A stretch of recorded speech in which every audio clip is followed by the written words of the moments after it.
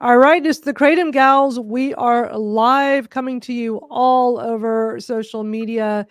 If you're watching the replay, thank you. And if you're on YouTube watching the replay of this, be sure to hit the subscribe button because that way you'll know every time we do this.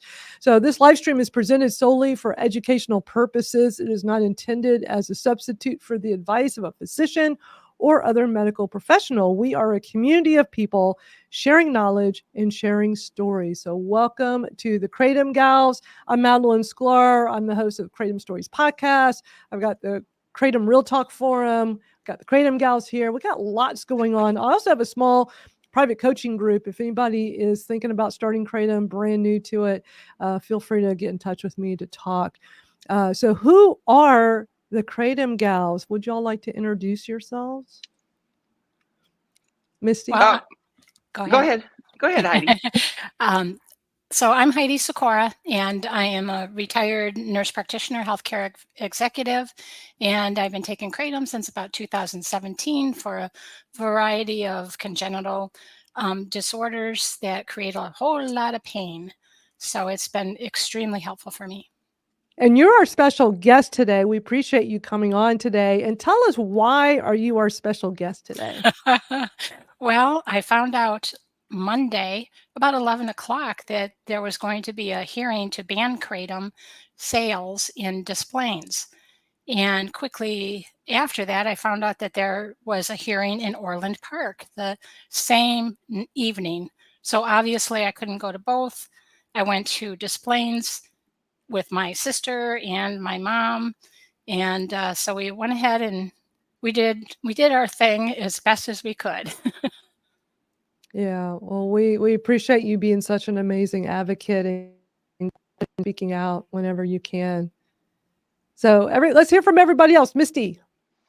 My name is Misty Brown. I'm a Kratom consumer advocate activist. I've been consuming Kratom for almost 5 years.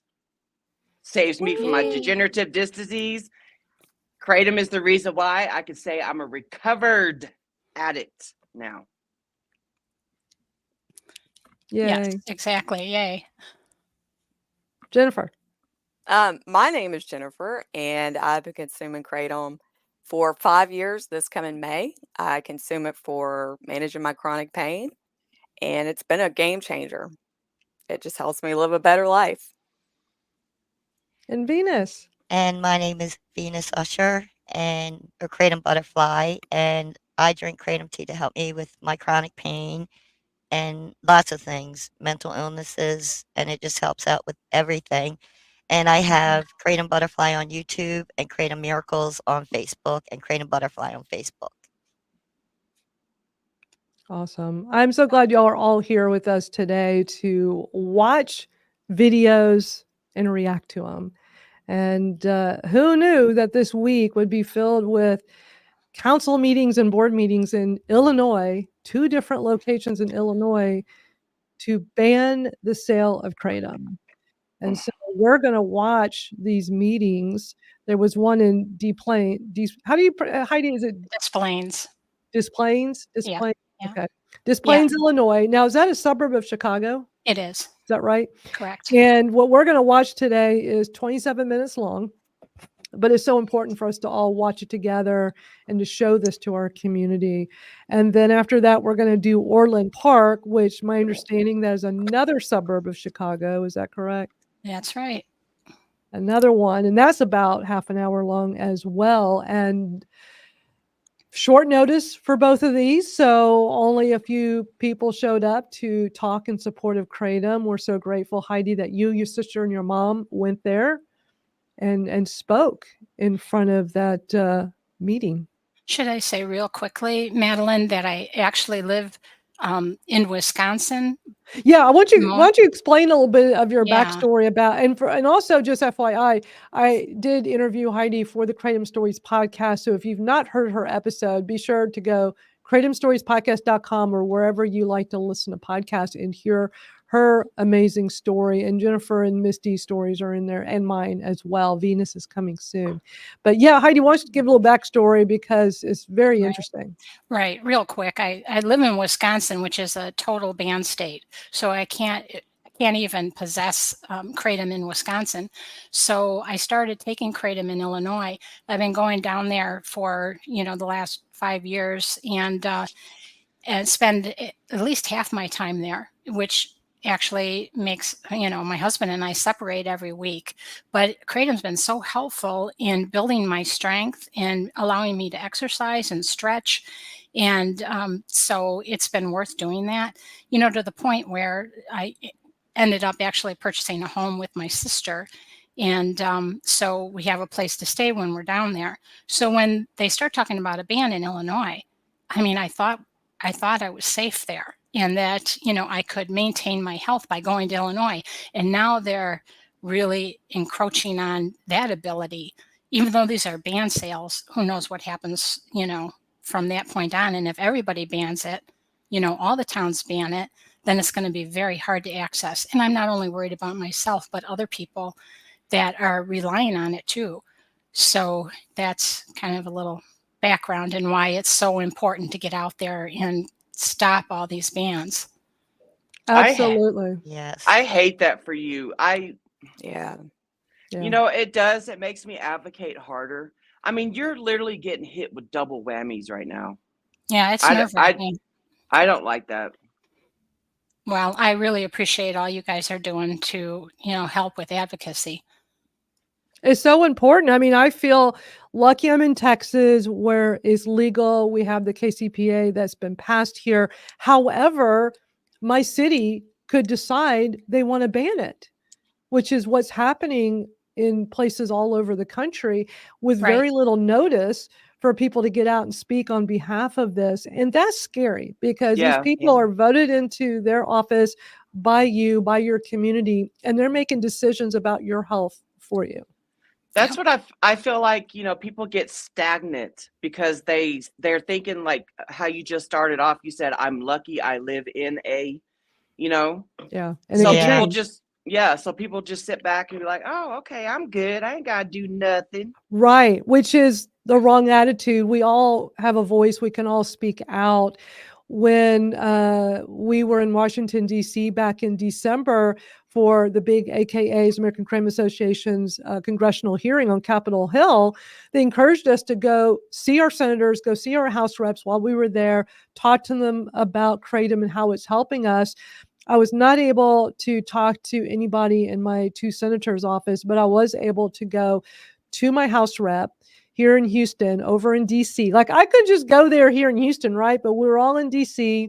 I go to his office. He wasn't there, but his aide took me in the back, sat me down, and she gave me about a good 5 minutes of her undivided attention so I could talk to her about Kratom and how it's helped me, being that in this big city, I was abandoned by pain management and that no other doctors. She was shocked to hear my story about how that happened to be me through no fault of my own, that I got abandoned by pain management. No other doctors would treat my chronic pain.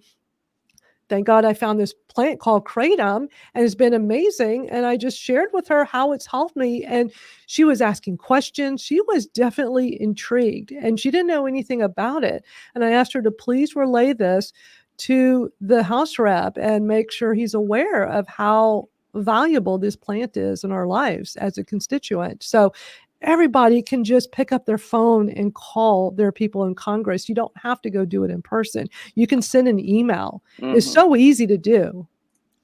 And you can do Zoom meetings with them, Yep. with the aides. Yeah. Yeah, you've been doing that. Yeah, I had a Zoom meeting with my representative's aide, Betsy Stang, and she gave me a good half hour talking. I think it was a half hour talking to me, but she spent a lot of time listening to me, and I really appreciated that. As they Yes. should listen, because we're the ones that help them get into office. Right. Since our trip in DC, I've had 5 or 6 representative meetings. I haven't been able to have the one-on-one meeting with the actual reps, but I got, the meetings with their aides, their staffers.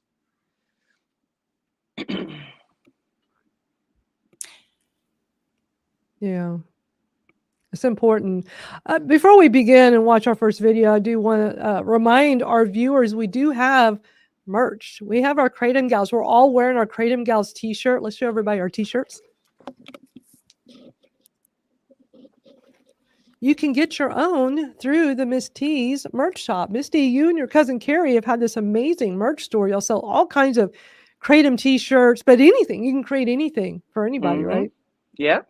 We can customize anything. Well, I love mine. Yeah, these Kratom Gals t-shirts are so cool. So if anybody wants to go check out the merch store, go to kratomstoriespodcast.com/ on the end. You can go check that out. Take a picture of yourself wearing your shirt and let us know. We love to see that. All right, so we're going to watch. So for anybody that just arrived, we're going to watch 2 videos. They're both kind of long. They're very important. They're 2 different cities. I mean, Heidi, are these towns, cities? I mean, are they small? Are they big? Pretty large. You know, Okay, they are large. Like yeah. large suburbs? They're large suburbs. Correct. Okay. So we're going to first play Des Plaines, Illinois, and it's about 27 minutes long. And Heidi, her sister, and her mother went to this meeting to speak out on behalf of Kratom.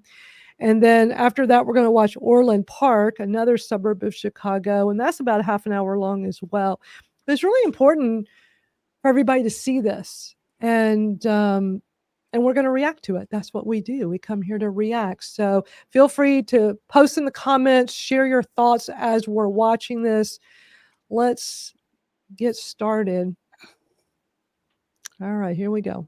Licensing has one item on the agenda tonight, amendments to the city code prohibiting sale of illicit THC products and Kratom. My understanding of this issue before us tonight is there is a loophole in the law that allows hemp products made from marijuana plants to be sold. These products lack the quality control and regulations that apply to the sale of medicinal and recreational marijuana products. The main arguments here seem to be that the industrial hemp may contain chemical substances that can have intoxicating effects. In recent years, products made from industrial hemp have been marketed as having the same effects as cannabis because of higher concentrations of chemicals in the marijuana plant. It was thought that these products were safe because they were not as strong as marijuana, but these hemp products contain a number of other chemicals that make them dangerous, and they can mimic the entire. FYI, I cannot speed up. There's no place on here. This is through the web on a browser, and there's unfortunately no way for me to speed this up. So unfortunately, we have to watch this at regular speed. When we do Orland Park after this, it's on YouTube, so I can at least bump up the speed a little. So I know this is hard because it's so slow on top of being crazy information they're reading. It was really hard the first time in person. Yeah, because you are in, just so everybody knows, Heidi, her sister, and her mom were right there listening to all this before they got up to speak. So let's keep going. Intoxicating effects that marijuana would have.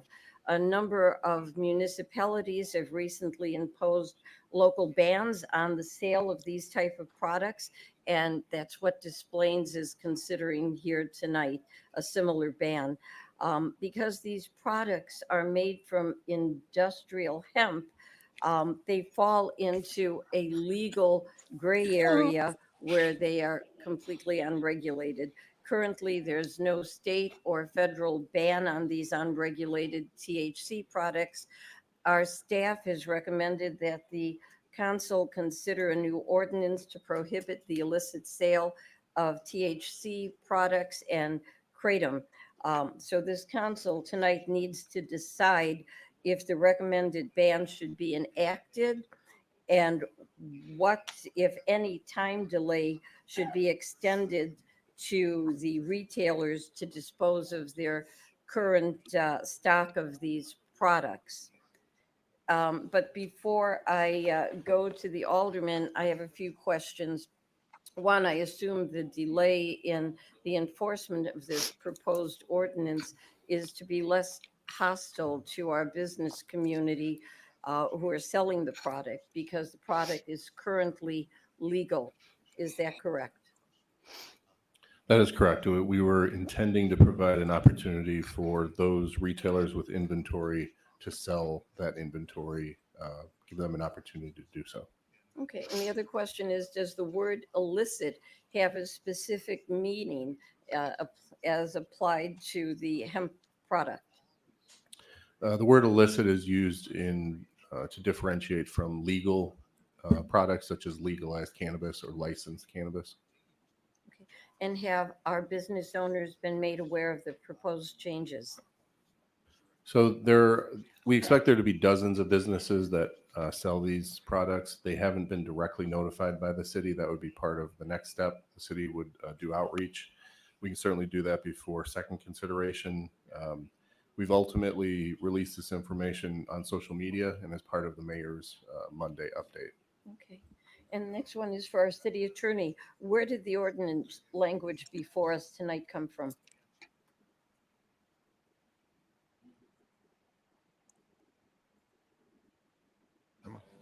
We prepared it based on other ordinances and other communities have enacted. Okay, thank you. And then one other question.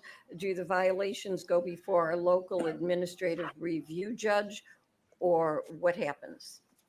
So we have two options when it comes to enforcement. We could do a local ordinance citation that would go up to Skokie, or we could do a compliance citation, which would go to our local adjudicator. That would be up to city council to determine which you would prefer. Okay. Can you stop for a minute, Madeline? So if we Yep. chose to keep it Yep. Okay. Those two gentlemen, one is the fire chief, one is the police chief. During our testimony, you can't see it on camera, but they were talking to each other and laughing the whole time. It was really disturbing. So the two gentlemen up to the right there. Right. The ones in the uniform. Fire chief and police chief. That's Wow. terrible. The rest of And the they just council, admitted they didn't even like tell anybody. They just No. posted it on social media. Yeah. in the mayor's Monday announcements, he talked about it like at the end of it. So, you had to listen to the entire Monday announcements to hear. Wow. I'm glad you're here so that you can share extra insights on this. I'm sure this is hard for you to relive. I'm so sorry. Yeah. But thank you for doing it. All right. Yeah. Let me know anytime you want to interrupt. Let me keep Okay. going. here, if there wasn't compliance, then what would the next step be?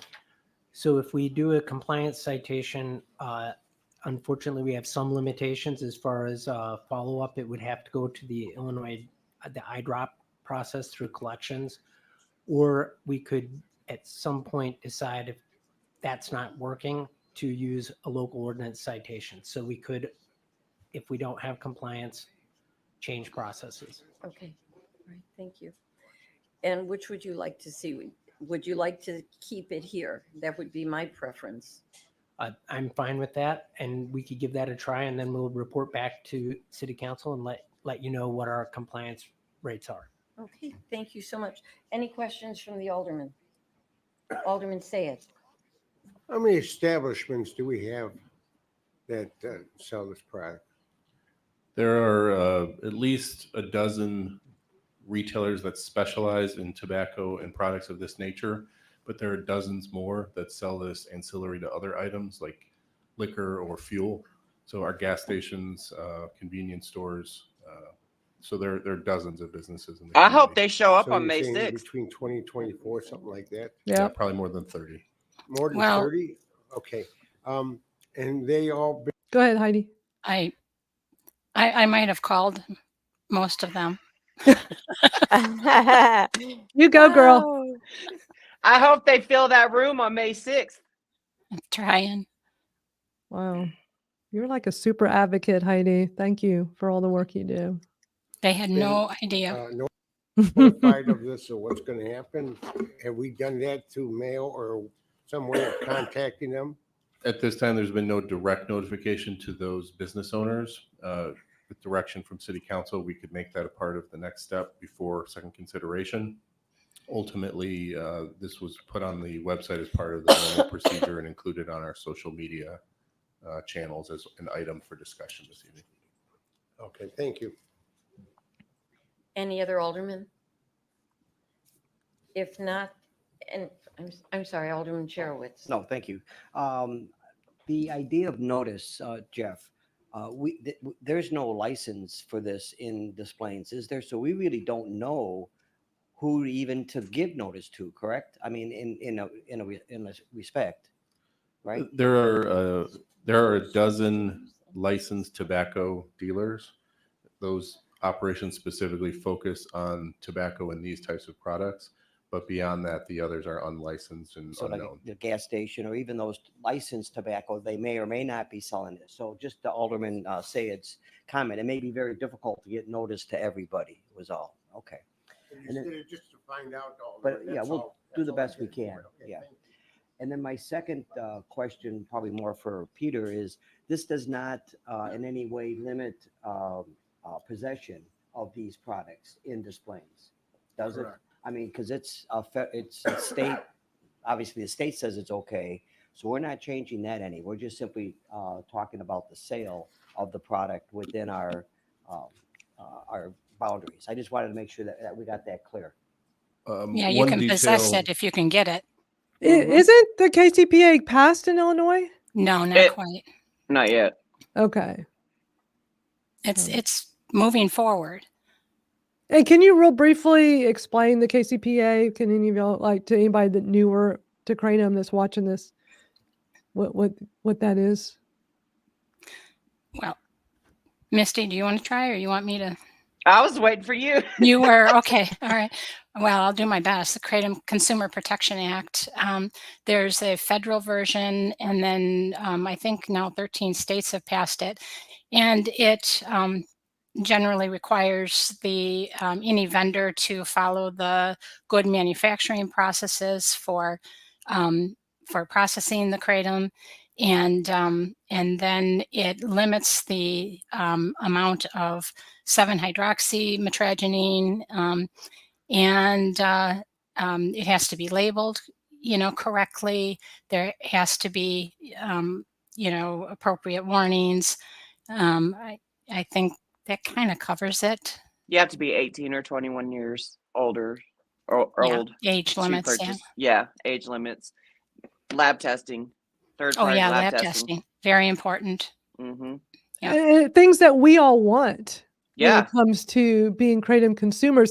Now, doesn't Florida have it enacted, the KCPA? Mm-hmm.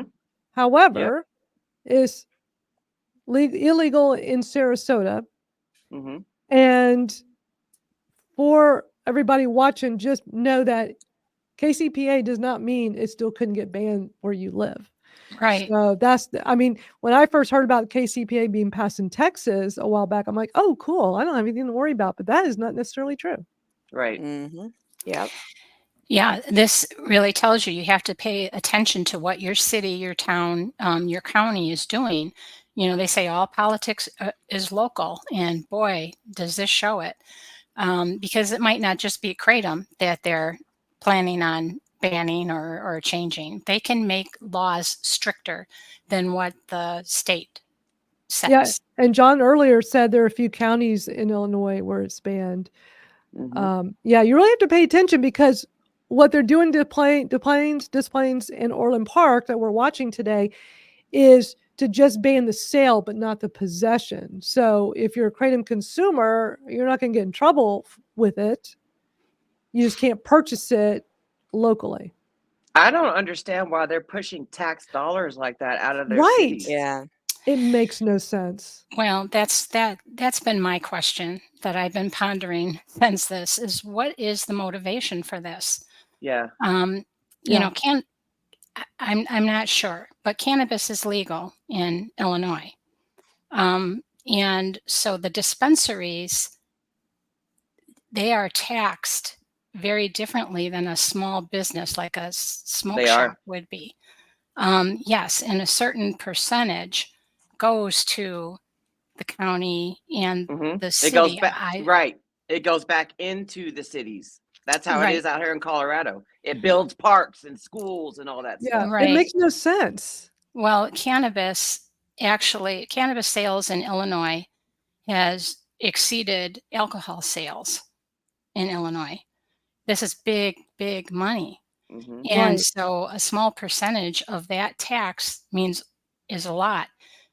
I'm not sure, but could it be that Kratom and these other products, which I have no idea about those other products.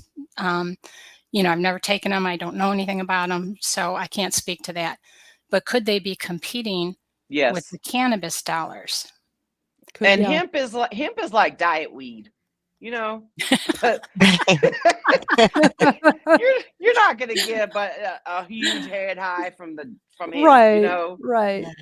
If it Yeah. helps me lose weight, Misty, I might try it. I don't And know, Delta man. You might get the munchies. Delta 8's been under Oh, attack, and yeah, that's right. that's been legal in all 50 states, but I think that's been changing, right? Some states are now banning it, some cities are banning it. But And once again, it's competition to right, big cannabis. right. And Well, Kratom is always competition to so many, I mean, it's competition to the pharmaceutical industry. That's Mhm. why the FDA, keeps spewing lies about it, yeah. because they're bought by big pharma.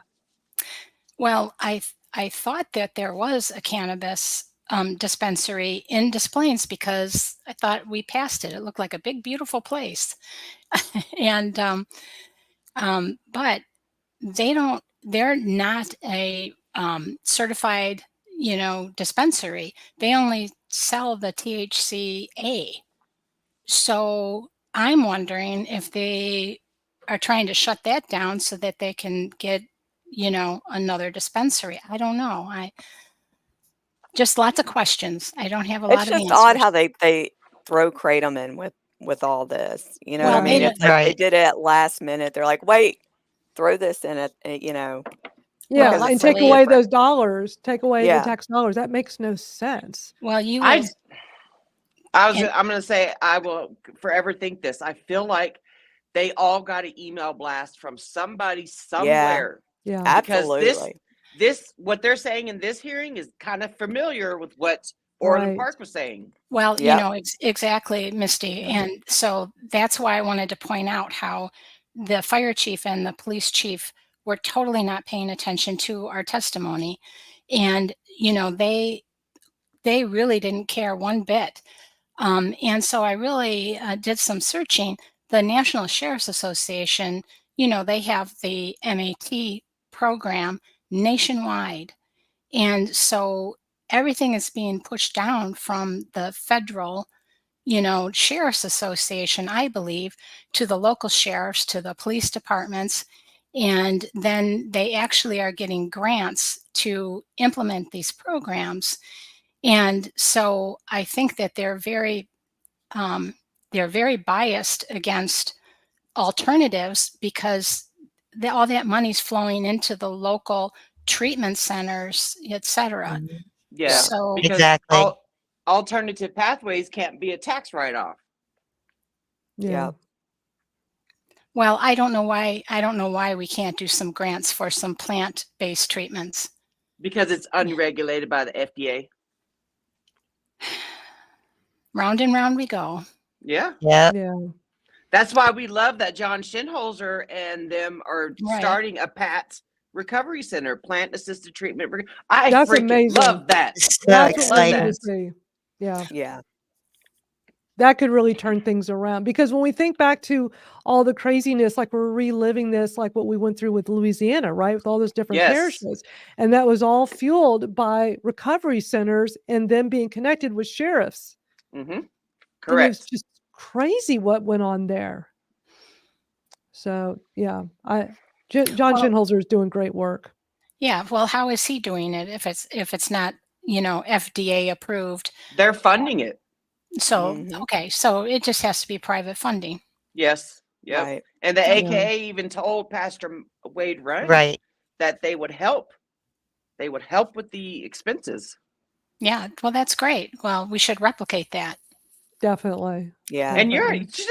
you're a retired nurse. You Yeah. could be doing that. You know, Misty, I'm retired for a reason. Oh, well. if I could be working, I'd be working. All right, let's get back to the video because sadly there's a lot more. So the citation listed is for the individual selling. A second step in the enforcement process that was not discussed was the opportunity for a frequent offender to be brought forward through part of our evaluation process locally to revoke a business license or otherwise suspend the business license temporarily. So there are two levels of enforcement, one for the individual selling, one for the business if there are frequent offenses. There are no citations or penalties for individuals possessing the product. Yeah.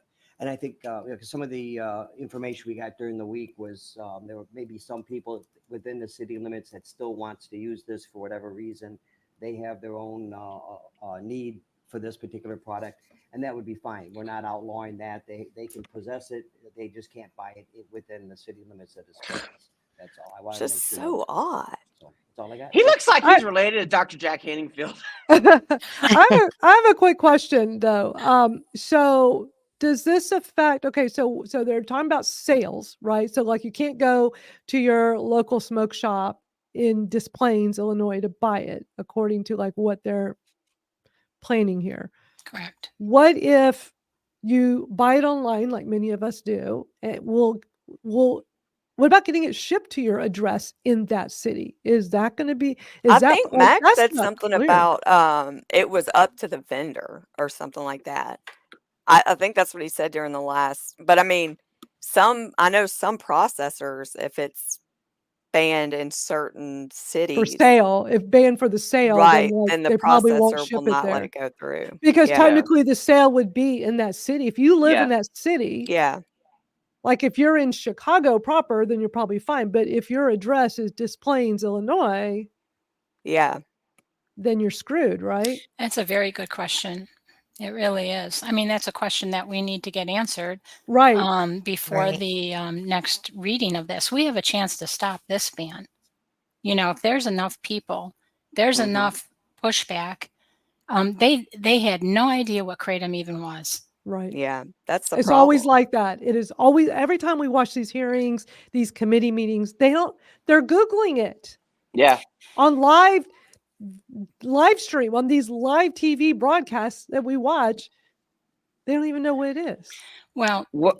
they are Wait till taking you watch. the word of the expert. So they're just taking the word that the sheriff or the the police have done their homework. You know, I think it would be almost impossible for them to dive into everything that comes across.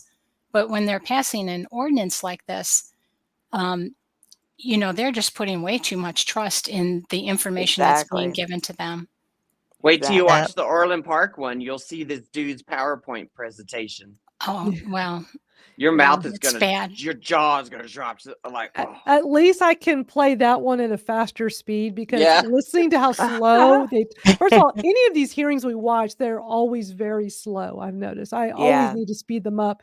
I wish this one was on YouTube. I couldn't find a YouTube version. We're watching this off of the internet on the browser for this city council is the only way we could watch it. But yeah, let's get back to it because we haven't even gotten to the testimonials Right. with Heidi, her mom and her sister. So we still have a ways to go. But actually we're an hour and 3 minutes. We started our part was at the 55-minute mark. We're going pretty much to the end. We're already in hour 3. We're going to stop at 1 hour and 22. So we're getting there.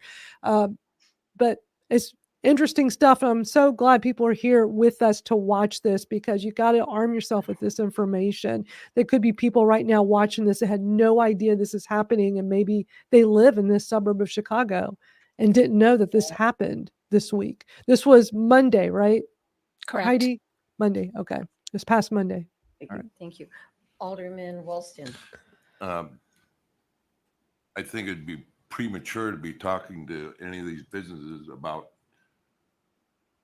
this, the action that the council have not taken yet. So there really isn't any reason to talk to these businesses until we either approve or disapprove.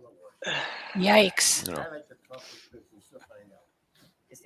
There seems to be a sundry of locations that could possibly be selling it. So how are you planning to identify the locations? So working with the police department and community development as part of the licensing process for new businesses, we would try to make that clear that it is not a permissible product to be sold in the community. For our existing businesses, it would be probably a more active outreach and visitation of each of these locations on a general form letter that would go out to retailers that we would suspect be in a category that would sell these items. Thank you. Mr. Mayor. Thank you. I see the need and I understand what we're doing. I just want to say, with regard to notification of the businesses and outreach, like we're talking about, Jeff, now that this is going to happen if it passes, having a 60-day window would sort of facilitate that happening in a way that's less disruptive, in my opinion, just because you're having an opportunity to go out and talk to these people and you're not saying, hey, you got to pitch all this now. You know what I mean? Like, Right. clear out your inventory, don't order your new stuff, whatever. So I'm just throwing it out there as my own personal opinion, but that's all I had. Right. Thank you. And especially considering Wait a that- minute. So if they think this product is unsafe, Why are think they it's giving them a okay. time frame? I mean, what is the basis for? Do they think that kratom is unsafe, Heidi? Like, what's the basis for this whole thing? Do we even know? That's what I.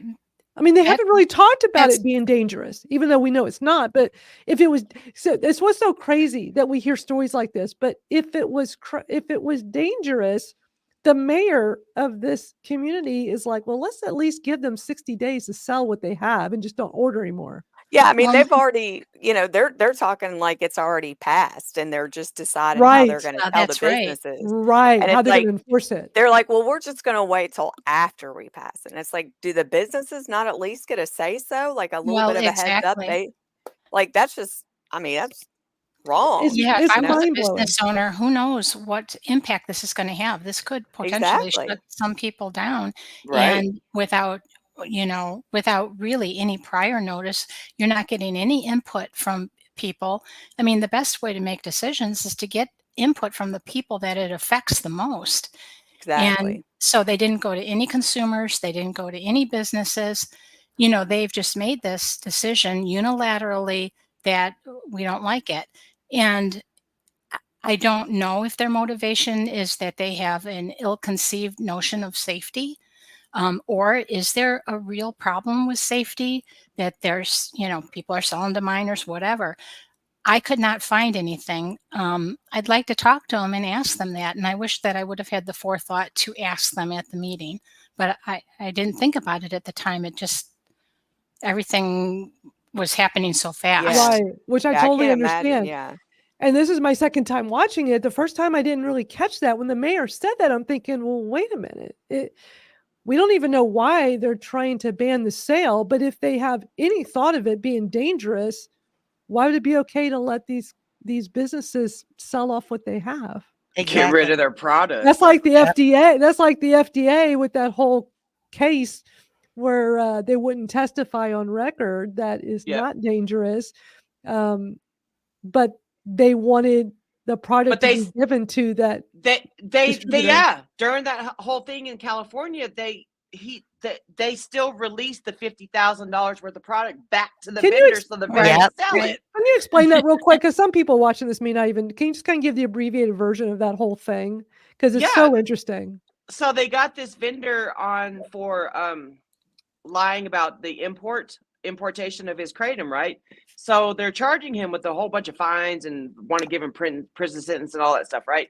So they seized the vendor's products, but during the court case, they released the $50,000 worth of products back to the vendor so the vendor can continue selling it, even though he lied about how it got over into the United States. And this is the whole same court case where the FDA, the judge called a Brady hearing and wanted the FDA to come on stand and tell them what kratom is, this, that, and the third. Say kratom is dangerous. The FDA refused. They refused to get up there under oath to say kratom is dangerous. Because they can't. Because they would be lying. And this was in February, right? This just happened. January. Yeah, it was like January, I think. Very recent that all this happened. But the FDA said, you can go ahead and give them their kratom back.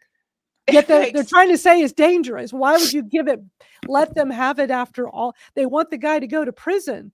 Yeah. Makes no sense. It makes exactly. That's why when we hear this mayor of Des Plaines say, "Well, let's give them 60 days to sell their products before we enforce this," it Those made me think dangerous of products. the same exact thing. So, yeah, this is crazy stuff. All right, let's keep going because we still haven't gotten to the good stuff with Heidi's testimony, as well as her sister did a great job speaking, Mhm. and her mother. It was this whole thing. It's going to get better, y'all. We're getting there. It's legal for them to sell it currently. Yeah, exactly. So- They purchased it for right. their So inventory it'd be legally and very everything. like that. hostile if we said you're just stuck with the Yeah. product that you have. Alderman Osirka.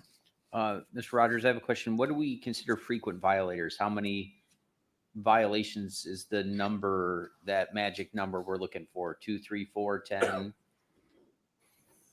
It would certainly be more than a few. I would defer to comments from Chief Anderson, but generally, if we see a pattern of the same repeated violators, whether Somebody it's need the to fix those individual or the mics they have business, over there. under Right? either circumstance, there would be an opportunity to bring that for a hearing in front of the city council. Okay. And then a follow-up to what the mayor said. Do you guys have an idea or have a recommendation on how many days the seller could have to relieve their supply and sell it? So the draft ordinance suggests 60 days, but any time frame that the council deems appropriate. If there is feedback before the next city council meeting that particular retailers in town may have a substantial inventory and they need more time, we would share that information before the next meeting. Wow. Thank By you. the Oh my way, God, the it's ban so does dangerous. Thank you. What was the that? ban does apply to manufacturing, and I'm not sure if manufacturing and processing mean the same thing. So if there's an actual vendor that lives in Des Plaines, the whole vendor's gotten shut down. Correct. If Wow. that's if they're processing, and I'm not sure if they would be classified as a processor or a manufacturer. But either way, they can't sell it in the city of Des Plaines, so it would shut a vendor down completely. Well, and It won't. that's the problem, is that when you're going city by city like this. By the way, Des Plaines is 60,000 people. Orland Park is 58,000. So when you're going city by city, you're shutting down the whole supply line, Yeah, and I think that's their plan, they're cutting the head off the snake. right? But why wouldn't they also criminalize it? Like, that's what I don't, it just feels so disconnected. They are okay with losing the tax dollars on the sale of this in their city, but they're not going to It's criminalize it. So this is like the FDA had been trying to do all these years, is what they call a de facto ban. Mhm. Instead of going after the peaceful people that consume the kratom, they're going to go after the businesses that sell it and possibly manufacture it too as well. Because like we saw at the Orland Park hearing, we saw Jim Zork or something like that. Zork. I can't. Yeah, he owns Top Extracts, X-Mix. and he's in Illinois.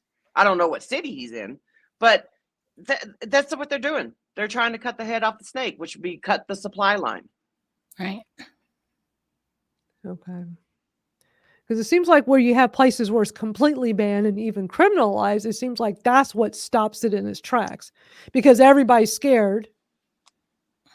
I think that if they try to ban possession, they possibly might have more of an outcry. So maybe they're trying to slide this in under, Yep. under Yeah. everybody's, nose, that, where people just aren't going to know until it's happened.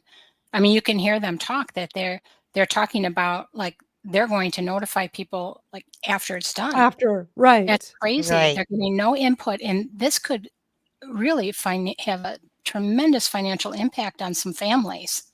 Yeah. Mm-hmm. They act like they can't possibly let them know beforehand. And they may be able to they'll definitely be able to let them know afterwards because they want to prosecute them or make Right. it stop. Wow. And FYI, Kelly's here. She said she's on a road trip. Wanted to stop, say hi. She's in Alabama. Be careful, Kelly. Yeah. Oh, Completely Kelly. banned. Very It careful. is banned. Missy, why don't you tell everybody like where is completely banned and criminalized? Which states? It's only a handful of states, but if you guys are watching from one of these states, be very careful. It's considered a Schedule 1 drug in Wisconsin, Indiana, Alabama, Arkansas, Rhode Rhode Island. Island. Yep, it was. I mean, Vermont's still, as far as I know, they passed the KCPA there, but I'm not sure when it goes into effect.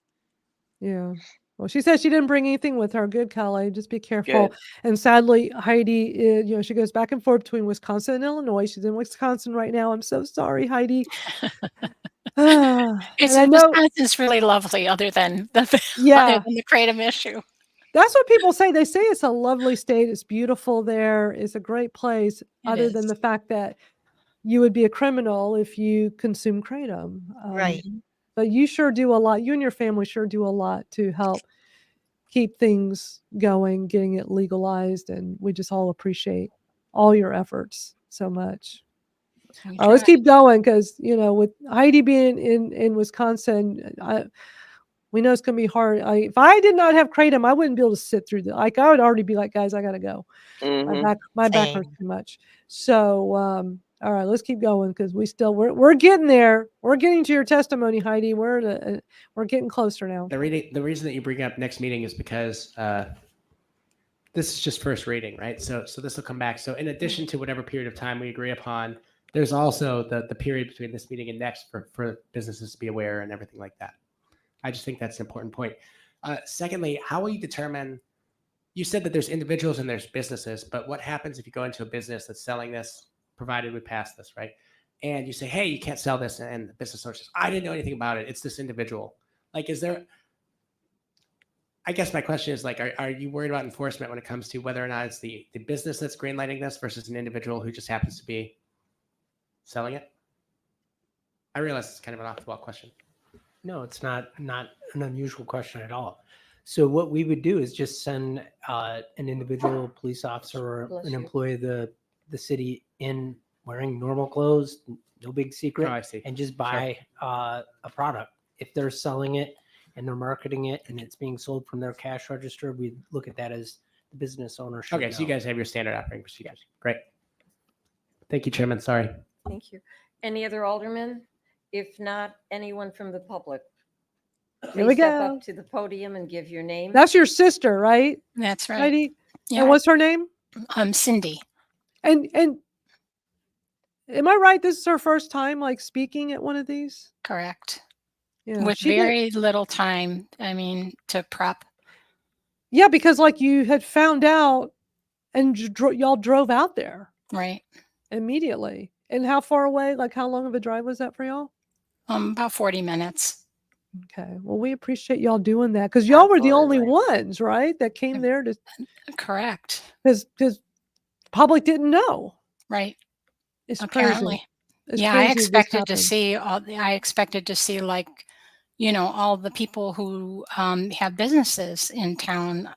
Figured they'd be there, but no, it was just the three of us. Yeah, because they probably didn't even know. Yeah. Mm-hmm. Which is sad. And for those viewing this, if you're newer to Kratom, if you're not familiar, join the American Kratom Association, americankratom.org, because that's how most of us stay on top of all these things, is they're so good at emailing and letting us know when these things crop up. And sometimes it's very last minute.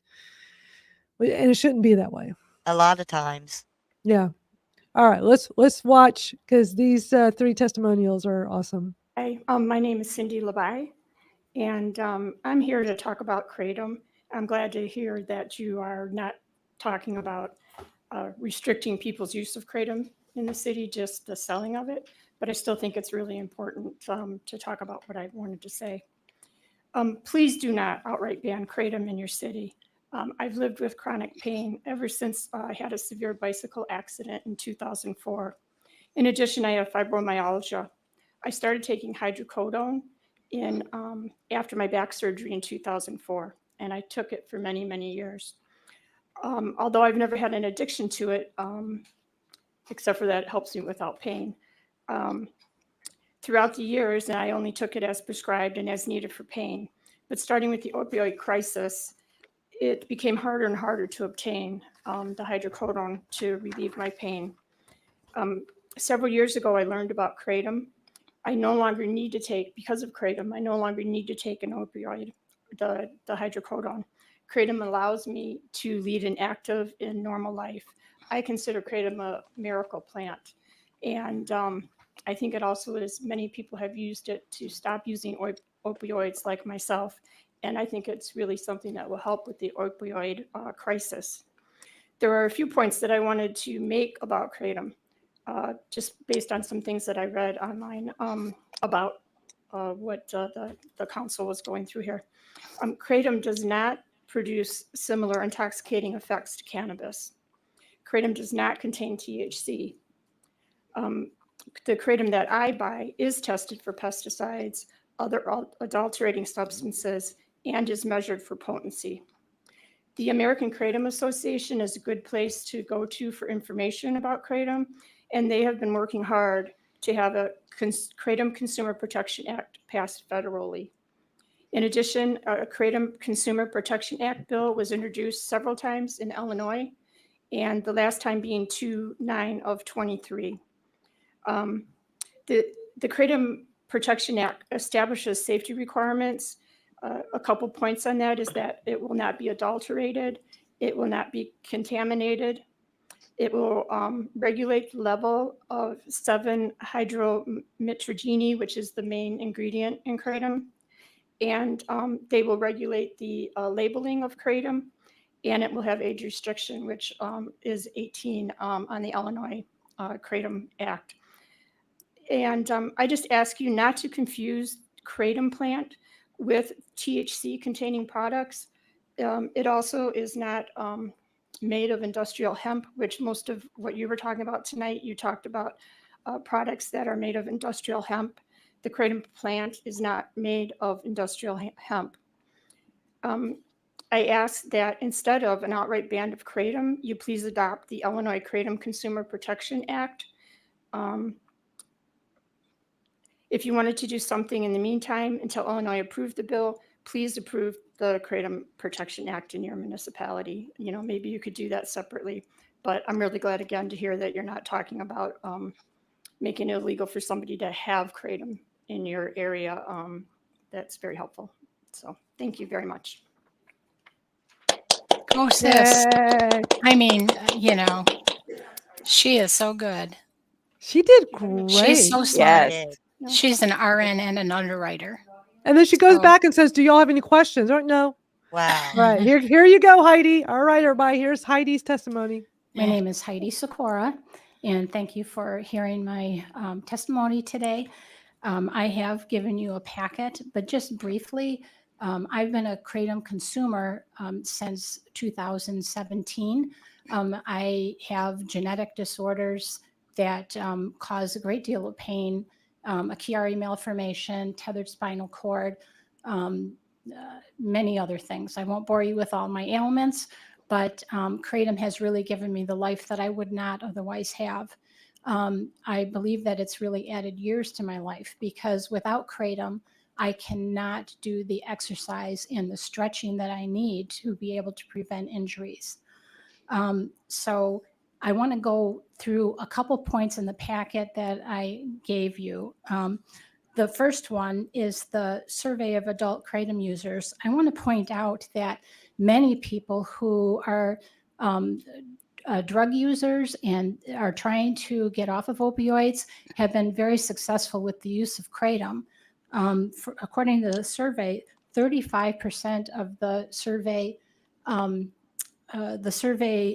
users were opioid free for more than a year just using the Kratom plant. And the other next thing in the packet is from the Department of Health and Human Services. And I think it's really important to point this out. The Health and Human Services is recommending that metragenine and 7-hydroxymetragenine not be controlled at this time, either temporarily or permanently, until scientific research can sufficiently support an action. It goes on to say, this decision is based on many factors, in part on new data and in part on the relative lack of evidence combined with an unknown, potentially substantial risk to public health if these chemicals were scheduled at this time. I think that's very important because although we're talking about a ban on sales, it's very stigmatizing for people with disabilities to come across these kind of bans. I'm not doing anything wrong by taking Kratom. However, when you look at banning a substance like this, what are you telling the community, that this is, a dangerous substance? There is no evidence to support that. As a matter of fact, since this memo came out in 2018, there's been many more research studies. The next thing that I have in your packet is just an abstract. This is from a very recent study, and they studied driving with Kratom. And the evidence is very clear. Using Kratom before driving appears routine. However, self-reported and simulated driving findings suggest Kratom effects at self-selected doses among Kratom consumers do not produce significant changes in subjective and objective measures of driving impairment. So Kratom is not intoxicating. Actually, I drive better with Kratom. I typically don't drive at night. I've been able to resume doing some driving at night, like tonight, by using the Kratom. It is able to reduce my pain and helps me concentrate better. The next thing in the packet is key scientific findings in the past 5 years. So like I said, that memo came out in 2018 from the U.S. Department of Health and Human Services. And since that time, we have many more key findings. And I don't want to take up all of your time. That's why I gave you the packet. But there's been many positive findings for Kratom, and I'll let you review that. And then I noticed that in your packet, you had mentioned the Tampa Bay Times article. And I think it's very, very important to point out that the American Kratom Association did actually have a response to that. And what they said is that there's evidence of trial attorney funding for anti-Kratom stories published in the Tampa Bay Times, and they demanded a retraction. It's really important that we be critical thinkers. Just because something's on the internet does not mean that it's true.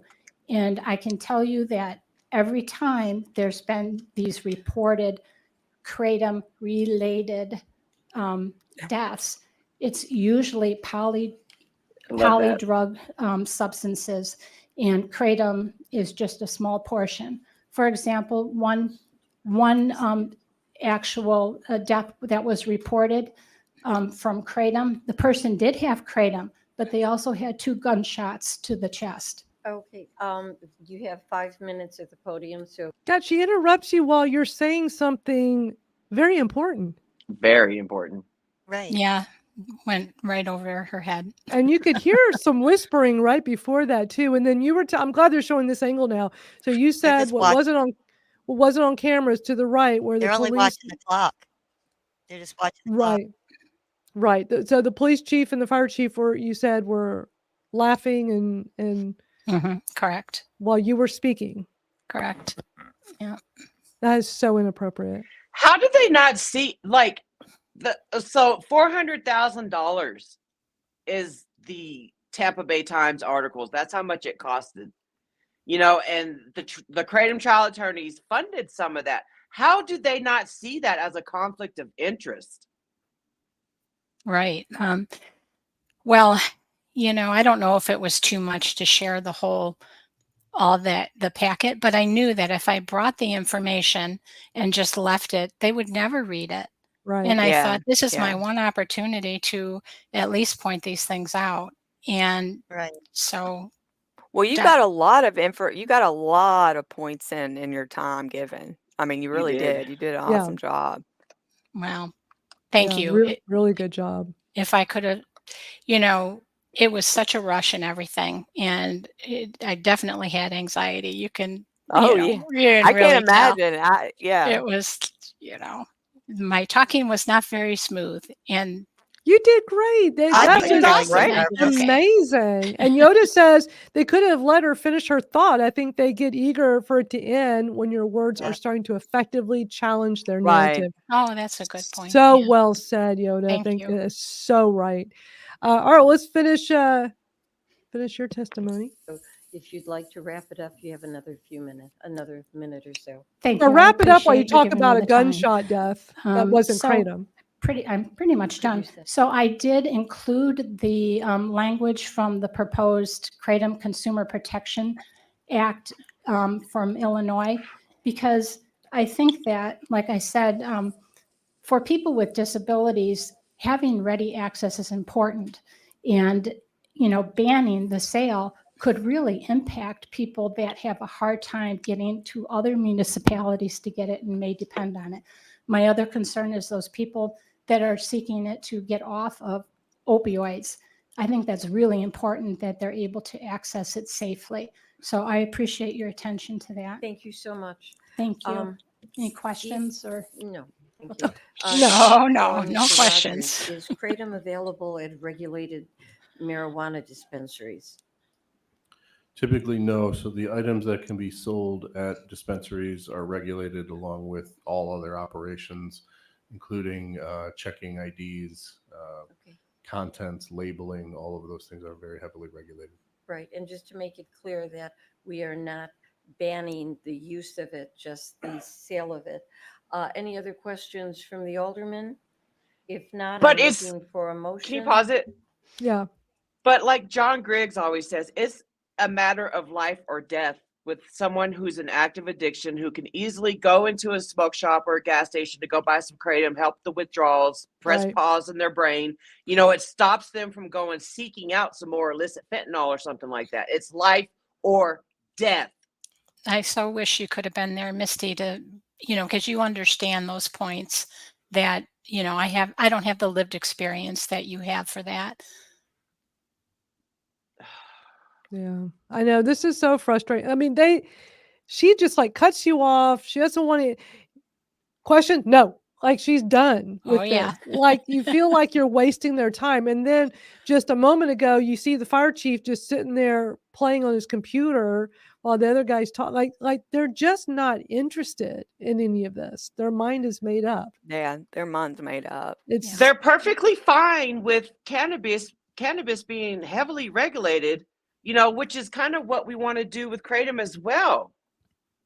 Yeah. I mean, cannabis industry has their regulations that have to be way tougher, Yeah. but Well, do they just have better lobbyists? Is that what this is all about? Like it's just like with pharmaceutical industry, it's interfering with the cannabis industry. Yep. So their lobbyists, they got more lobbyists doing their Yep. thing and controlling it. I wonder if any I'm of those sure. council members that are sitting up there have any campaign contributions from any cannabis companies. Yeah. That's an excellent Right. question. Yeah. And I recovery haven't looked centers. at that. And Yeah, definitely that is- recovery centers. Yeah. Because it's almost always recovery centers behind all this. Yeah. But in this case, it's like, but this doesn't affect cannabis, which is legal. So then why cut the sales tax on this? It's hard to understand. So next up is going to be Heidi's mom. I always love when she speaks. So let's watch that. We're almost done with this. Thank God. They talk so slow here. I really wish we could have sped this up, but sadly this website won't let me. All right, we're almost done. Oh, yes, please come up, Here give she your comes. name. There's Yeah, a they were just 5-minute moving on. They time. were not going to let her speak. Yeah. Just because I got up too fast and I have. Oh, that's okay. Take She's your so time. sweet. I shouldn't have gotten up so fast. Well, I will tell you, my name is Isla Webster, and I will admit I'm closer to 91 than I am 90. I have been taking Kratom since 2018. I cannot take anti-inflammatories because I've had GI bleeding. And as most of you know, you cannot take Tylenol regularly because of liver failure. I have a stress fracture, cervical spine, C and 5. I have another stress fracture in my lower spine and also a bulging disc. I didn't prepare any notes, and I'm sorry about that. So I'm just talking off of the top of my head, which my daughters will tell you I do most of the time anyway.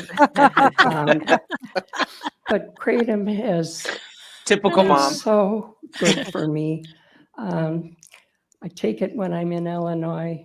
Half the time I live in Wisconsin and I cannot take it. But it just has made my life so much easier.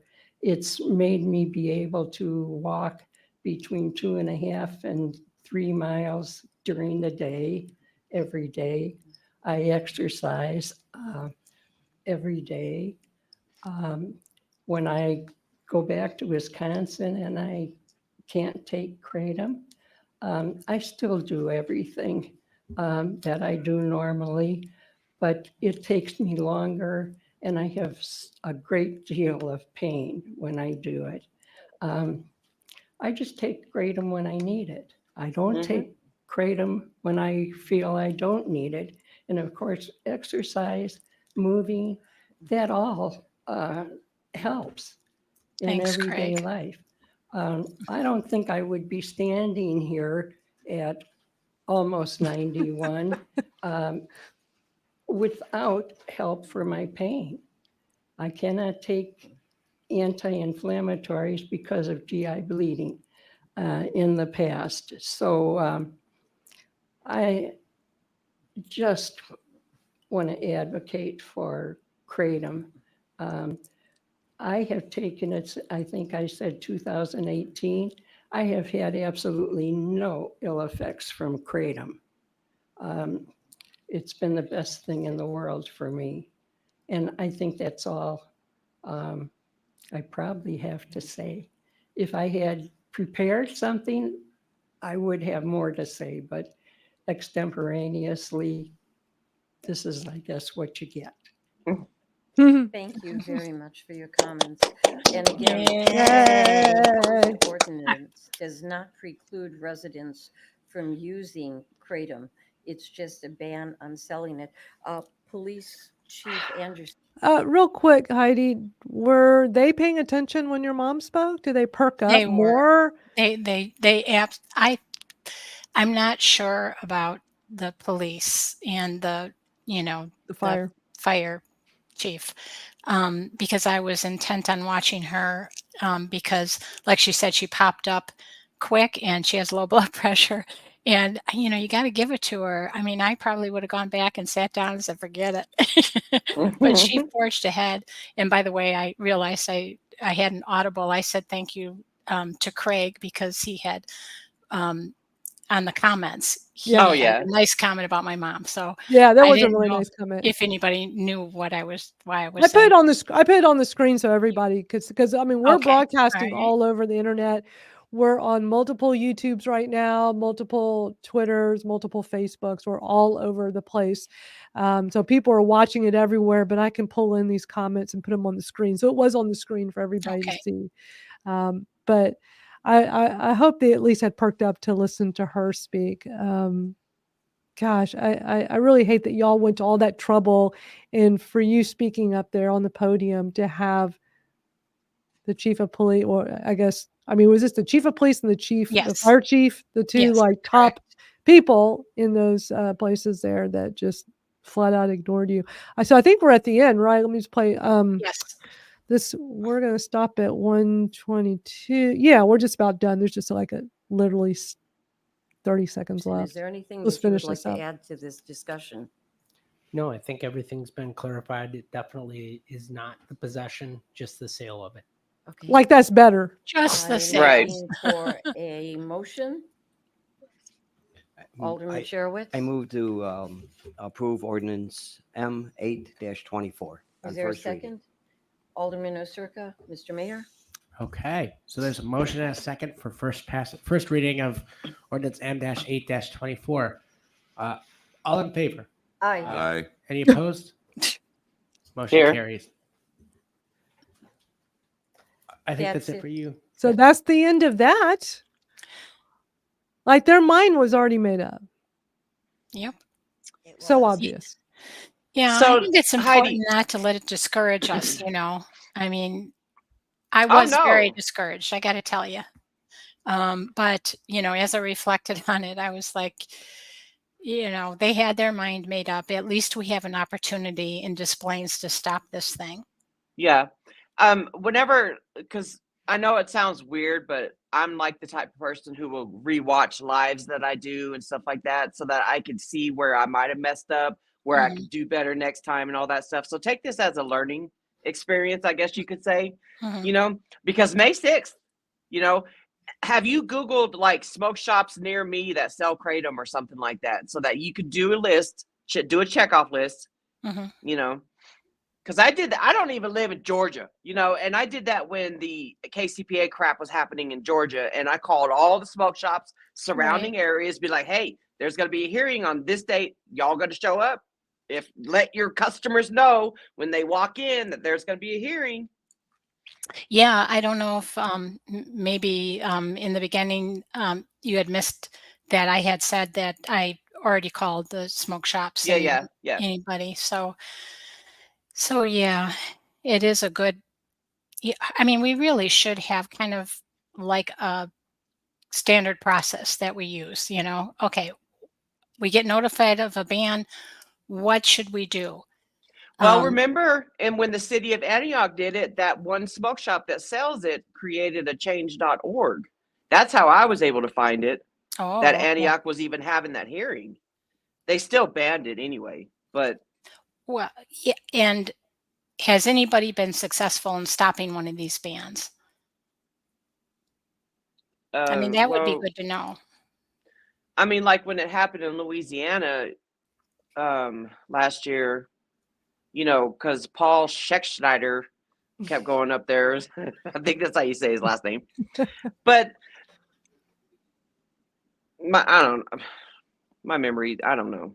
Yeah. Well, you know, that would be good to know. I wish that, you know, I'm going to make sure I have a ready packet because that was very hard. I had to pull everything together between 11 a.m. and Yeah. you know, it was insane. I can't even begin to describe it and make all the copies and everything. And so, and you know, so having that ready, I think is really important. Like we're going to go to the next Orland Park hearing. I didn't even know that was taking place because I didn't check my emails that morning. It wasn't until I saw that Jennifer posted in my group. I was like, oh shit, here we go. Let's get ready. You know? Yeah. Yeah, they happen so fast. A couple of interesting comments about stashing to be prepared just in case. And I just want to let y'all know, and this was by accident. I had bought some Kratom like a year and a half ago, and like it was on sale. This particular vendor didn't sell in kilos. I think 250 grams was the most, and so I bought like at least a kilo. I mean, I know I had 4, maybe 6 of them, and I had it stashed away in a cabinet so well that I forgot about it for a while. But they're packaged, they're sealed, they're in a cool, dark place. And after I had moved 6 months ago, I'm like, oh, I totally forgot I had these stored away way in the back. So I've been using it for months now, and it's just as good and fresh. Like I open it up, and I'm like, oh man, this is like, it still is great Kratom. So if you keep it in the original packaging, stored away in a cool, dry place, I've been told it can last for years like that. Yeah. Yep. I've definitely had some older stuff, and it's just as good as it was. The new lost my train of thought. The new stuff. Does The it make whole a point of it- difference? Oh, go ahead. I was going to say the whole point is to not have to stash it. Right. Right. No, I know. It's just I saw Right. some people here Right. commenting about like, oh, having some stashed away just in case. It just made me think about how actually it can last for a long time when it's in the original packaging unopened. But my question is, if you do open a package, then how long does it last? Like, oh, if I buy like a kilo, I'll put like a good amount of it into mason jars. I've always found mason jars to keep it fresh. I was told that in the beginning by multiple people. But still, like, it would take a lot of mason jars to fill up a kilo's worth. I probably fill up maybe 3 mason jars. So I still have like half a bag left. But I'm also consuming it within probably several months. And I've never had, in my 5 years, I've never had any problems. But if you had a bag that was open, do we know like how long that would technically last? If you still keep it in a cool, dry place, but it's already Yeah, I been mean, as opened. long as you keep it, and sealed up pretty good, I it could suppose the probably only last way for. I'm sorry, he didn't mean to jump on you. Oh, I suppose the only way we would know is if they actually did the testing at certain points, and I'm not sure that that's been done. Right. Yeah. But mine's works just as great as if it yeah. was, I'm not run into issues. Also, I just want to address to Angela, who is watching this on YouTube. She's asking how many people's comments show up here because she's only seeing the ones. So wherever you are watching this live right now, you're only going to see comments that with other people in there with you. So Angela is usually watching from the Kratom Stories podcast YouTube. That means whoever else right now live is watching in there with you and commenting in real time. That's all you'll see. Whereas here, where we're broadcasting this, we see everything and I can put it up on the screen. So then you all see it. But there's too many comments to put every single one of them up here. But that's just to clarify, that's why. I know a lot of people are usually watching from Misty's Facebook. That's usually where the bulk of the comments are coming from. And Craig, who I know is over there in Misty's Facebook, makes a great comment. Can you imagine the Kratom Gestapo kicking down your door and taking our plant material away?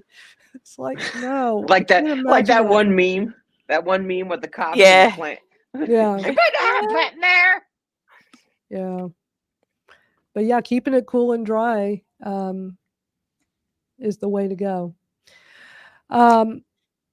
Madeline, I think I've reached Yeah, my absolute I limit. figured. I know I'm we've already been sorry. going for an hour and 20 minutes here. I really Yeah. appreciate you joining us Thanks today for and coming, doing this. Heidi, and thank Oh, you thank for you guys. I'm going to go off everything. camera, but Thank I'm going to you. continue to listen. I'll probably go up and listen to the rest with Mom.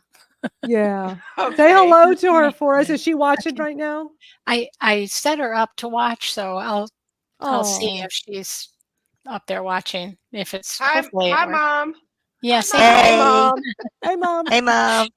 Yeah. She's a Kratom gal too. Yeah, Yeah, she She is. Yes, is. Well, she is. I put the T-shirt on, and she said, "Where'd you get the T-shirt? Where's mine?" And I'm like, "Oh, man, I will order you one right away, but I want you to pick out the Oh, one you like." So you'll be oh, getting some orders, Miss Tees. Okay, sounds good. Thanks that a lot, My, is you so guys. awesome. Thank you thank you, so much. Heidi. Thank you, Thank Heidi. We you. appreciate you spending time Thank with us you. Oh, today. I appreciate all of you. Take care now. Bye. Thank you. That was great. I'm so glad she joined us. Here, I'll take her off. Okay. Ugh, now get ready for the Orland Park. All right. Let me get, okay. Yeah. I mean, are y'all up for it? Because I can play it faster. So it won't take us over an hour. We're kind of having these themes where it takes us like over an hour to watch something that's not very long. But I knew we'd have a lot to talk about with that one, especially with Heidi here and getting her insights, like finding out what we didn't see on camera was the chief of police and the fire chief, laughing Over while there. she's Yeah, that, uh, ooh, wee. that is ridiculous. That just But yeah, I'm uncalled good for. on time. I'm good on time. We Yeah, know I the am people too. come in Are y'all later. okay? We're all good on time. So I'm good. for anybody that arrived late, what we've done so far is we've done Des Plaines, Illinois, which is a suburb of Chicago, and they had that. I might What was take that? That was right. was that a committee? A city council meeting about City council meeting? banning the Yeah. sale of kratom. Yeah, just the sale, not criminalizing, but just the sale of kratom. And obviously, they already made up their mind. Very sad. Next up, was this on the same day? Was Orland Park was the Yep. same day, right?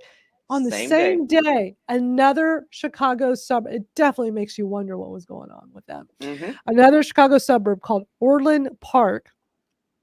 And they had two meetings. The first one we're going to watch, and this is the long one, is a committee meeting. And then the second one is immediately after was a board of trustees meeting. And for that one, we're just going to watch. There was one pro Kratom advocate that drove in, got there just in time to do a quick 3-minute speech. But before we do that, I want to point out something that Misty shared with me. The mayor of this Orland Park, I know this is kind of hard to see on the screen here. It's kind of small. Misty pointed out his very interesting bio on his Facebook. It says, Keith Pickhouse, I don't know how to pronounce his last name, puts people over politics as mayor of Orland Park. Let that sink in. Keep that in mind as we watch this. But also, this really stuck out to me, his post right at the top of the page that has to do with this. This was an Orland Park Village Board bans kratom, tianeptine, delta-8 THC, and other novel synthetic and psychoactive drugs. Didn't know kratom was synthetic or psychoactive. Proud of the village board joining me in leading on the issue and taking action that will protect our children. Yeah. Yeah, let that all sink in. Yep, let it sink in. It's like, yeah, let it sink in while I bring up the next screen so we can watch this video together.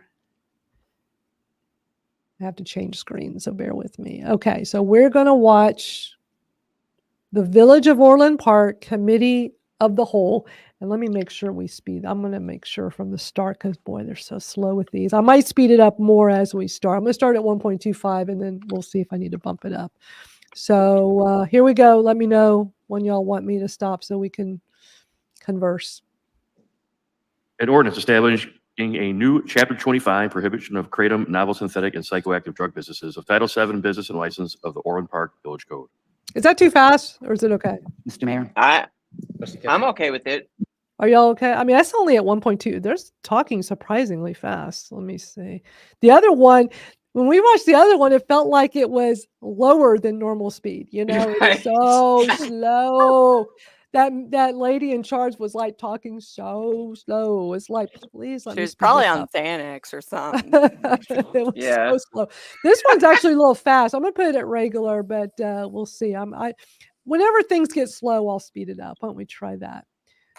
So let's get back to it. Excuse me, I move to recommend to the village board to adopt an ordinance entitled an ordinance establishing a new Chapter 25 prohibition of kratom, novel synthetic and psychiatric drug businesses of Title VII Business and License of the Orland Park Village Code. Second. Do they think this is synthetic? Yes. Is that what they're trying to say? That this is synthetic and psychoactive? Yep. This plant? This plant. This whole leaf powder that we consume? Wow. And they're talking pretty fast. This is on normal speed. This is like night and day from the other one. Like this lady, she's getting this thing going. And you can already see they're excited. Look at the ones on the far right here, the second from the right and the fourth from right. I mean, they're like, oh God, here we go. Yeah, I mean, they just came out they're just like that. One guy has his hand on his head, like, I don't want to be here. Okay, this should be interesting. George. Mr. Mayor and the village board, as you may recall, in 2023, the village board approved an ordinance prohibiting synthetic cannabis. And that was in response to an influx of synthetic cannabis that we were finding in the community. That ended up being very successful. That has really reduced that product. So what has happened now is we've seen, next slide please. What we've seen is an increase in synthetic opioids. is really something that's kind of gone under the radar. But as you're driving around now, and in my situation, you'll see Kratom a lot of places. You'll see CBD and Kratom kind of, right next to each other. And CBD is the Delta 8. When they're advertising CBD, they're not advertising the non-THC CBD. So CBD is not always Delta 8. Right. Yeah, I well, mean, apparently this CB guy didn't know what he's talking about in the first Delta place. 8 is like a form of CBD, right? I mean, I've used CBD oils that are not Delta 8, and I've used Delta 8, which is like a totally different thing. You're This talking is like they're all totally. like This they're is all the totally a same. copy and paste. Totally. And I wish I Yeah, could yeah. click to see where it says gas station heroin and it's a link. Where is that coming from?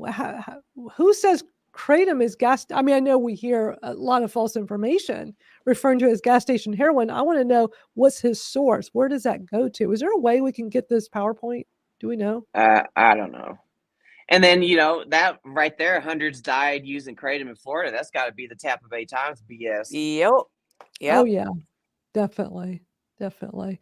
So we're already off to quite a start here. Let's keep going.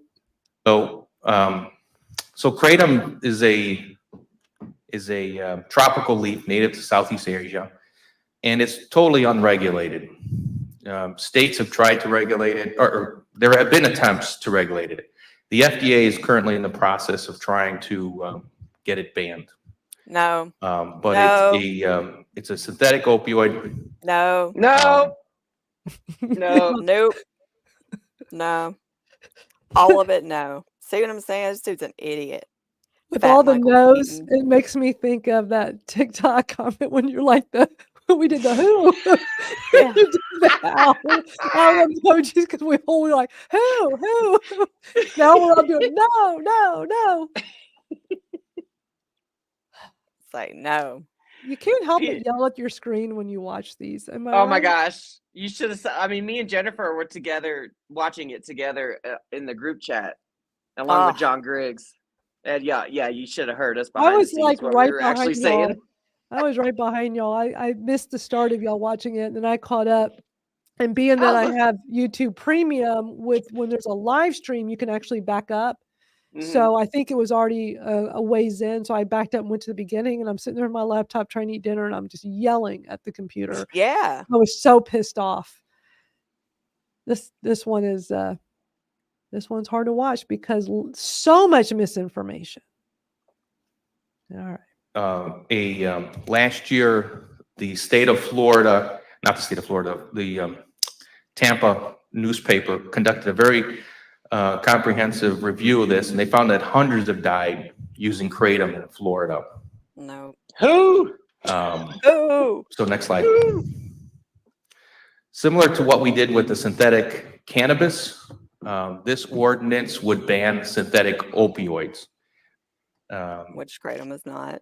It would ban the sale, it would ban the manufacture of this.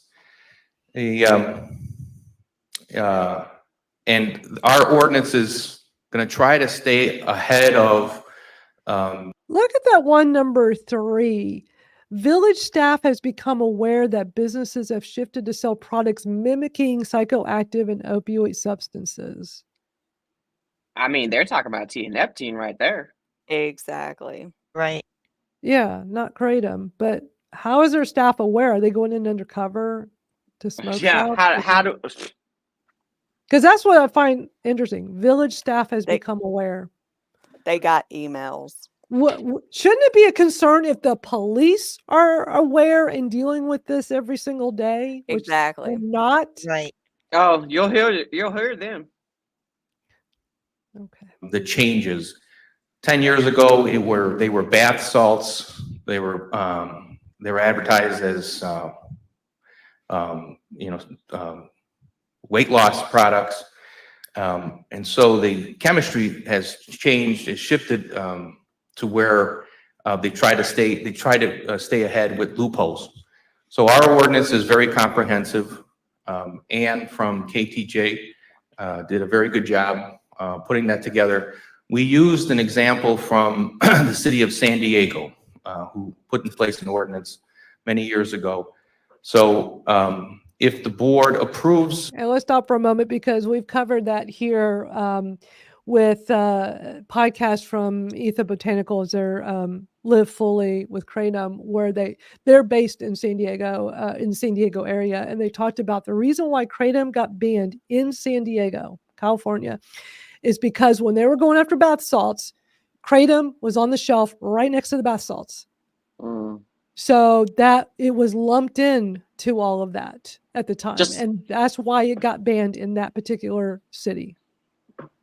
Just like Kratom is getting lumped in with, hemp and CBD and T-neptine. Right. Yep.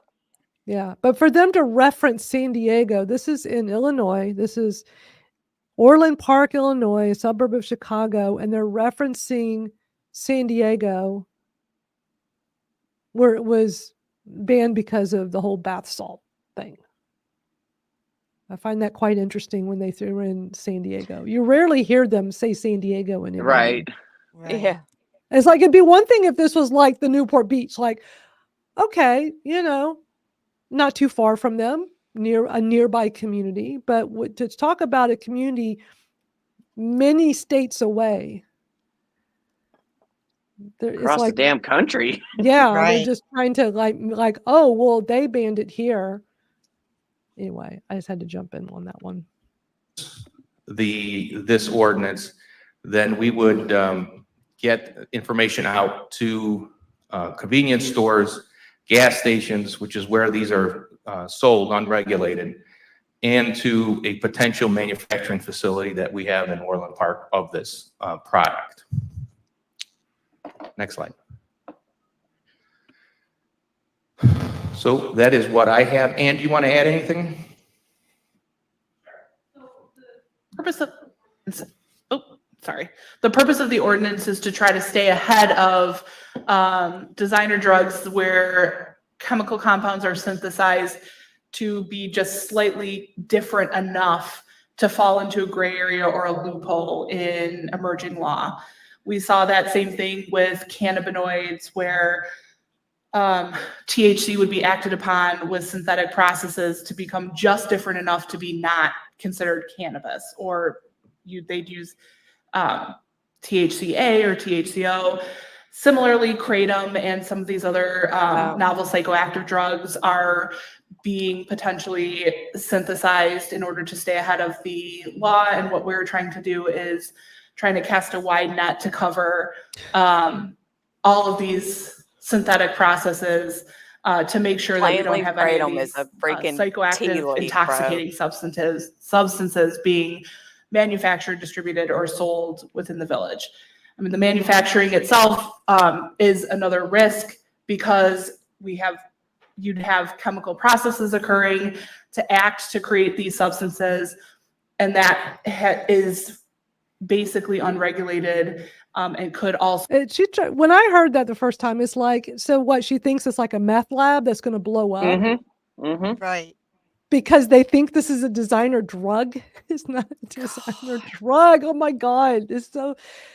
And they're so serious about this. I mean, they're serious as hell Talking about how this. they're staying ahead of everything. Like, it's just Casting some a kind wide of net. crazy. Yeah. Yeah. They're trying to prevent the next meth. And they don't want it blowing up in neighborhoods, the lab. I mean, she, if you want to get technical about it, she could be literally just talking about the 7-OH tablets that are trying to become mainstream. Right. Which really should not be called Kratom. No, it should not. Because it's it's technically not. But they're not clear about what exactly are they talking about. Exactly. Because they're certainly not talking Kratom's about getting a whole. Yeah, they're Kratom, certainly not talking about the powder. This one is so infuriating. And I can see it's making my little pre-cancer things that I'm getting treated for get more red. I can see they're more red on the screen now. It's like, damn, if I see I can't even see it. Because you're on a phone. It's like I'm on a big screen here. It's like, ugh. So if anybody's wondering why I got these spots on my face, yeah. It's what happens when you get older. Get treated for Pre-cancer. All right. Yeah, this is so upsetting to watch. Oh, okay. Let's keep going. Also create a danger. So we're trying to address those issues in the interests of the residents and businesses of the village. And just to also, we've talking about synthetic, talking about kratom, but there are other synthetic opioids out there. One of them, tianeptine, is also referred to as gas station heroin. So it's something that is unregulated. It is readily available at convenience stores and gas stations. It does sound crazy that something that has the potential to have such important health risks would be sold at a gas station. But again, if this ordinance does pass, it would not be allowed in Orland Park. But you can sell cigarettes and Mr. Mayor? alcohol in a gas station. Can you hold on a second, Trustee Healy? I think we have two And people to speak cupcakes on and this. Twinkies. Am I correct? Mm-hmm. And my Dr. Pepper that I must have one of every day because that's my only one addiction is I gotta That's the have gas my station crack. That is my Dr. Pepper. Yeah. That is my crack. I have to have one every day. It's the only thing I cannot go without. Which is at convenience stores. Are they going to take that away? Mm. Since most of us are like addicted to our sodas. I mean, they sell the caffeine pills and shit there. They sell the penis pills. Yeah. No. Oh man. All right. We still, you know what I love, and that we can see the little old lady down there that we see later. Oh my God. Oh, I see her. Yeah. She was there like the whole time. I didn't even realize that till we saw her speak at the end. But I couldn't tell, was she for or against? I guess when we I watch don't it, think I couldn't I tell. don't think anybody knows. But when we get to the end and we see her speak, I'm curious. Once we watch it again, and from our viewers here in the comments, like if they can help us. I can't tell which side she's on, but she was an interesting lady. I love her little red hat. We'll give you latitude to speak for more than 3 minutes, Chief, but keep it. It's not going to be easy. Of course. Good evening, everybody. Mr. Mayor. Yeah, let's let them speak as long as they want. Mm-hmm. That is so fair. And then cut off the people that are citizens sharing their. They gotta make sure all the diarrhea comes out. Trustees, I'm Chief Schofield, Orland Fire Protection District. In 2010, I started a program called In the Blink of an Eye, and that was to fight the heroin epidemic and opioid epidemic that arose quickly in our community. I started doing classes and teaching at local schools and high schools because the heroin and opioid epidemic started up so quick and took hold of this community, not only Orland, but the entire region. Some people find it hard to do the right thing or being the first to do it. It's like really loud, right? I don't think I Yeah, can it control scared that me for volume. a second. I I think their whole I think their whole setup is. Let me see if I can turn it down in YouTube and see if that makes a difference. Because boy, I mean, I don't know if it'll let me. Or leading the fight to do the right thing. This board here has proven they're never afraid. Does that make much of a difference when I adjust the volume, or does it all sound the same to you all? I mean, it still sounds like the speakers are bursting. You could, yeah, but not as bad. Yeah. Right. Do the right thing. This proposed ordinance is the right Not thing to do to audio. protect our community and our youth from synthetic drugs that are being manufactured. Now, the Kratom community is going to come up and say, Kratom is nothing more than an herb. It's just a leaf found on a tree in Asia. It is. Well, if you look at it that way, poppy is just a plant. Until Coca man is just a synthesizes plant. it. Until it's refined and manufactured into a substance like heroin or cocaine. Yep. Kratom is an addictive substance. It should be No. considered a controlled Nope. substance. Oh, There's a reason What? why it's sold in gas stations and smoke shops and convenience stores, because they target a certain audience. Here we go. Kratom has many side effects and has been proven to be extremely addictive. No. It's been banned in No. 32 countries, 6 other countries listed as a controlled substance. 6 U.S. states have now banned it, including including Indiana and Wisconsin. This new ordinance not only addresses kratom, but other future synthetic drugs that will be manufactured. And more importantly, this ordinance takes the product out of Orland Park. And it shows the region why Orland Park is the best place to raise your families. Oh, gee. And now, without these synthetic products being pushed in our faces.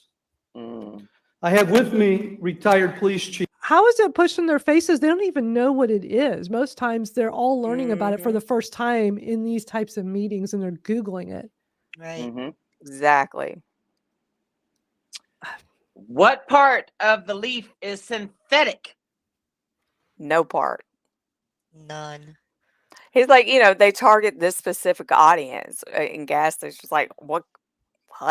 It's like, you know, everybody goes to gas. Everybody has to get gas. What's he talking about?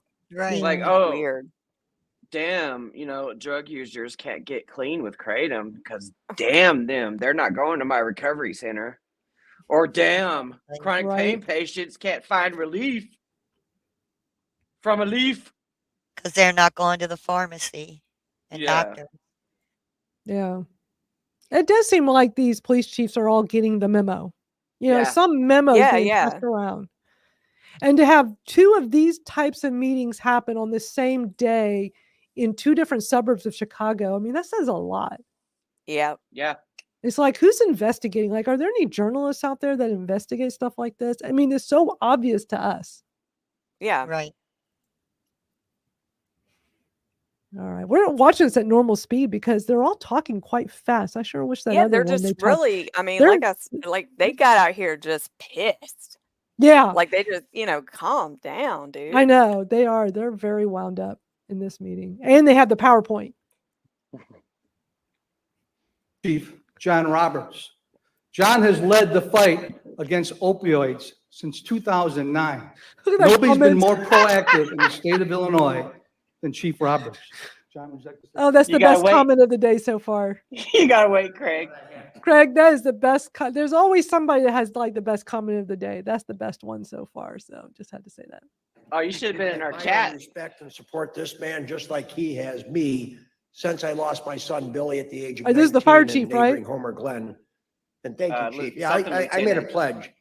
I didn't want to see another family go through what my family. Is that the fire chief? Is that right? I forgot what he said. He said I something think he's. Let me lieutenant. back up. I think he's the fire chief. It's like they're in cahoots together. Let me He's back been up. more proactive Yeah. in the state of Illinois than Chief Roberts. Yeah. John, would you like to say something? Former, I don't know what he said it before that part. I admire All right, let and me back respect up. and support this man. I'm pretty sure it's the fire chief. Okay. And now, without these synthetic products being pushed in our faces. Heidi said former. I have with me retired police chief John Roberts. John has led the fight against opioids since 2009. Nobody's been more proactive in the state of Illinois than Chief Roberts. John, would you like to say They like to pat each other's backs. Like they just keep on talking about. Yeah. I admire and Yes, they respect and do. support this man It's a just brotherhood. like he has me Right. since I lost my son Billy at the age of 19 in neighboring Homer Glen. And thank you, Chief. Yeah, I made a pledge. I didn't want to see another family go through what my family went through. So, and because I'm a police officer, I know what to do. Go and help people. But you know what? I've been doing this work now for 15 years, and I'm so alarmed at the products that just keep coming to market. At some point, our nation has to say, no, it stops, and it stops today, like you are planning to do, I hope.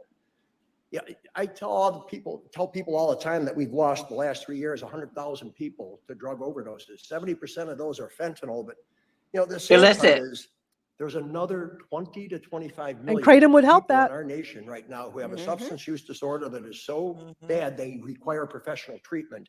The No, you nature of the don't. disease, 90% will tell you they don't need the treatment, but experts will say they do. So you know, I named our organization the Heroin Epidemic Relief Organization. We are fighting an epidemic. We've been fighting an epidemic for 20 years.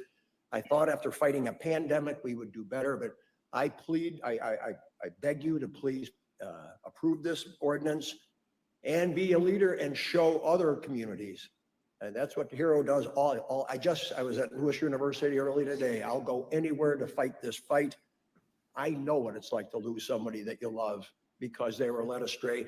And by the way, I wrote an article the other day that for kids, teens, I mean, 90% of those 20 to 25 million start as teens. And typically with teens, they can't go into a liquor store and buy liquor. They find the things that are available in their environment at their age, and that's how they get started. Kratom is one of them. We don't need gas station heroin. There are too many people, too many products, and our kids are paying for it in the worst possible way. So, oh my God, I'd like the to thank kids. all of you and the mayor and the council, but I've been Always to all the of the kids. schools in Orland Park. Yeah. I'd like to come back. I'm going to be making calls to all of them, but I'm pushing ahead with that new state law, and we don't charge. That's how important this is. I'll go and talk to any child and tell them what they're doing to their brain when they engage in these type of activities. It's extremely dangerous. And I tell people I pushed away from my computer when I read that line, the article in this article, that one line in the article that 90% of the people in this country who are addicted started as early teens. We have to do what Mike and I have been doing for years. And I would beg you to work your magic and make it happen. Thank you. Work your magic. Thank you, Chief. Wow. Trustee Healy. The teens are getting into afraid their I have mom a and dad's couple liquor questions. cabinets and stuff. Right. They ain't going to the gas station to buy Kratom. Yeah. Nope. Yeah. They focus on the kids. What about the kids, Timmy? You put age restrictions on Kratom. Timmy. Just like Exactly. cigarettes, just like, freaking alcohol. Right. Good Yeah. Lord, addiction starts with freaking parents giving their kids fucking chocolate, Yep. Right. or the tablets, or the video games, or the Red Bulls and the Monsters, And those damn Dr. Peppers. Damn Dr. Peppers. Ban the Dr. Peppers. All right. We still got a ways to go with this. Here comes Peter Is Griffin. We cannot, after this ordinance, if we approve it, you cannot sell that product here. But is possession of the product, is there, when the police pull a car over and there's that in the car, is that? And how's that written? It's like it's so bad you can't even say it out loud. Is that? Yeah, he sounds like Peter Griffin. He probably doesn't even know what the hell they're talking about. You know what Right. I'm saying? So he can't even say he don't even know. But now it seems like he's trying to hint around to the fact of let's criminalize the possession part. Yeah. Peter. Exactly. The ordinance does not criminalize possession. Currently, statewide, possession is criminalized for anyone under 18. So that would remain obviously in effect if somebody was pulled over that was a teenager and had it, that's illegal already. But this ordinance does not criminalize possession because it's in the business and licensing section of the code. So the way that we're choosing to address it is by shutting off the source. So shutting off the sale, distribution, manufacture, or delivery of any of this product. Is it possible, do we plan on fining those retail outlets that sell it? Yes, there is a fine. Yes, absolutely. There is a fine set forth in the penalty section. And according to the schedule of fines in the code, that could be anywhere from $250 to $1,000. And then ultimately, they could lose their business license. Well, I'd make the fines higher. I don't have a problem with that. Jeez. Of course you would. It'd make it doubly costly for these people to get rid of this stuff. And I also have a question. Does our neighbor to the southeast, Orland Hills, are they banned this, or are they still marketing this at that retail? What? So he's referencing Orland Park. I mean, what is he talking about there when he said Orland Hills? Orland. So like another. So confusing. And Freedom's asking what state. This is Illinois. We've been covering Illinois. Two of these. These both happened. We're watching Orland Park, Illinois, a suburb of Chicago. This was on Monday. Also on Monday was Des Plaines, Illinois, another suburb of Chicago. These both happened this past Monday. So for anybody that came late, when this is over and we're done, wherever you're watching this, you can watch the replay. Because it's quite interesting stuff to watch. Retail store along LaGrange? You know, I don't know what they're doing in Orland Hills, but I do know that we are one of the first communities in Illinois to ban the synthetic cannabis. And I would venture to guess we're probably the first community to ban the synthetic opioids. So the odds are that they haven't done anything about it, just because it really has gone under the radar. So What's I the will tell synthetic you, if you opioid? Look at Orland Hills. I don't think if they can find a way to monetize it, they won't cancel. They won't stop it. So I'm not going to speak for them, but their history shows. I don't think you have to go very far to see. They have a little different philosophy than Orland Park when it comes to this stuff. Oh, he's throwing shade. Well, I hope the chief can use his influence over that section of his area. It's ridiculous. And then we had someone else sign in for this. So since we've already started, I'll let James Surik, and you have 3 minutes to speak. Hello, my name is Jim Surik. I represent a Kratom company here in Illinois. I'm based in Loyal. I came to you here to advocate for a separation on your bill for Kratom. And the reason why I urge you to do this is to table the decision for now, while the state of Illinois looks to pass the Kratom Consumer Protection Act, which is actually in legislation right now. Yes, I think Jim. it would address most of your concerns. There will be a limit, an age limit to Kratom.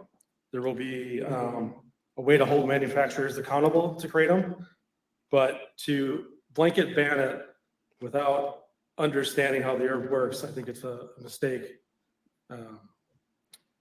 Just to push it through without understanding it. I firmly believe that decisions regarding the health and wellness of individuals shouldn't be left to the town or the city council. These matters are best addressed at the state level, where a broader perspective can be taken into account. The Kratom Consumer Protection Act is almost pushed through legislation as we speak.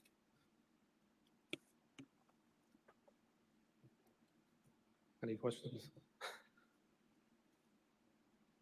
Yeah, we don't really engage back and forth with you. Oh, Just give you an opportunity to make your comments. Okay. All right, thank you. You're welcome. Nice job, Mr. Jim. Mayor, Trustee Katsinas. Yeah, if this were to go in effect, would it be immediate? Would it be in a couple of weeks? I mean, how do we handle, and if there's any manufacturing that's going on, how do we handle that, George? It's immediate. We did that immediately when the synthetic cannabis was put into place. We will, the process like we did with the cannabis now is we would just go to the locations where there's a high likelihood that this is being sold. We'll give them information, and then we will follow up after a week or so, and then in person. All this is in person. And if they are selling, then they get cited. And then as far as the manufacturing facility, they will be contacted immediately. And the facility where we think exists right now is without a business license. So they will get stickered, no occupancy. Thank you. And also, I'd just like to say, I remember when Chief Schofield in 2010 started in the blink of an eye. There were people in the community and people on this board who gave you a tongue lashing for bringing this out to the forefront. I certainly remember that, and I know you do. So I just want to say thank you for doing it then. Thank you for coming to the meeting now. Your commitment to the public is demonstrated. You have demonstrated it in folds. So thank you, Chief Schofield. Just to be clear, none of the people that gave him a tongue lashing were on the board that are on the board now. That is very true. Mr. Mayor. Just an ass kissing. As a village, Ass we can be kissing more session. restrictive than whatever the Wow. state has in the works, right? I mean, we do that now. There's state laws that allow certain things to be sold that we, as a village. Cannabis is a good example. Yeah. We have home rule authority. We don't allow it here. So I would imagine if this is the state of This is an interesting comment from Heidi. And for those that got here late, Heidi was a guest here with us earlier when we did Displanes because she was there and spoke as a pro-kratom advocate. And she's just watching the live stream now. But, she lives part-time in this area. And she's interesting how she says the opioid overdoses have increased since they started that program. Mhm. Interesting. Exactly. Yeah, that says a lot. The opioid overdoses increased because they restricted the opioid prescribing guidelines in response to the overprescribing epidemic, which I survived. So their whole new CDC guidelines on what to prescribe, how to prescribe, all that bullshit is the reason why illicit fentanyl came in and bloomed and blossomed in America. Supply and demand. Yeah, and like Angela is saying, it's making my head hurt. Mhm. Same here, especially when it was showing that guy and the camera was shaking the whole time. I mean, that was really Dude, yeah, making my head hurt. whoever's holding that camera, The mic is no good, too loud, motion and then that sickness, man. shaking. Yeah, What are they talking about though? Like they act like they have somebody manufacturing in their area or something like that. Like, you know what I mean? They're talking about one person. I don't know. I don't know. I don't know. All right, let's keep going. The state of Illinois is doing a lot of stuff to take away home rule authority. That is a place they have not crossed yet, so I would assume they are not going to cross it. If they don't cross it for cannabis, I can't assume they're going to overrule. The version that I've seen that's pending does not have home rule preemption language in it. Of course, it's subject to any kind of amendment, and I also don't know that it's imminent in terms of being passed. So the form could change, but nothing I've seen now has indicated that home rule authority will be preempted. And that preemption language, sometimes, if, for example, the penny push tax on gaming, when that went through, if the municipalities had it in place before they put in restrictions on that, they got to keep it. And even when that was challenged recently in court, that was upheld. Gaming as in gambling? It's no brainer. Any other comments? So I'll make a few comments. So first, I empathize. I don't have a family member, but I had a very good friend when I was in the Air Force. I was probably in about a year, and that was pre-cell phones, 35 years ago. Call home and find out that somebody I played softball with, they found him in his house or in his apartment, surrounded by cans of empty Freon from huffing Freon. And that Did they ban obviously was Freon? used for car coolant, right? They pay more attention So to their own this stories has than they do no anybody use, else's. other than as a drug. Me personally, See, I know the that's- board feels this way. We don't trust the state. Oh, We don't agree with the state. That cannabis is a perfect example. I think when you dive down into sin taxes to try and make your money, you're already broken as a state. We don't allow cannabis dispensaries. We don't allow medicinal cannabis. And I do. Don't allow I think most people on medicinal this board believe that cannabis. Wow, cannabis. how horrible. They're just against all They're plants. against, they're against everything. Wow, kind of sounds like For him to Texas, say I'm at. that it's like, all of this is the equivalent to Freon because they don't have any use at all. It's like, really, dude? But did they ban Freon? Freon? No. Nope. You probably got to be a certain age to buy it. I think what they did when all of that happened, if I remember right, they just made it harder to get. Like you had, Yeah. like I think if I remember right, when I was much younger, it wasn't hard to get.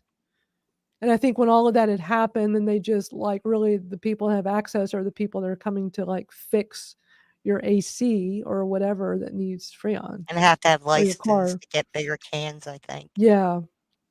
Like, like now they huff the duster. They huff the computer dusters. Yeah. Well, and but you Hunker got to Down have has it. There's an age limit for that.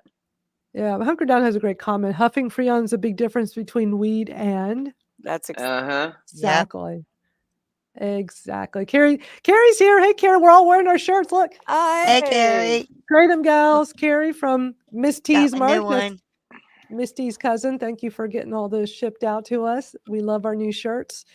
She's saying, what city is this? So this is Orland Park, Illinois, which is a suburb of Chicago. This what we're watching happen on Monday this week. Before that, we were doing Des Plaines, Illinois, also a Chicago suburb, and theirs was on Monday this week. They had two of these going on pretty much at the same time, right? I mean, these were like both in the afternoon. I can almost bet next week there's going to be some more Illinois cities that we just don't know.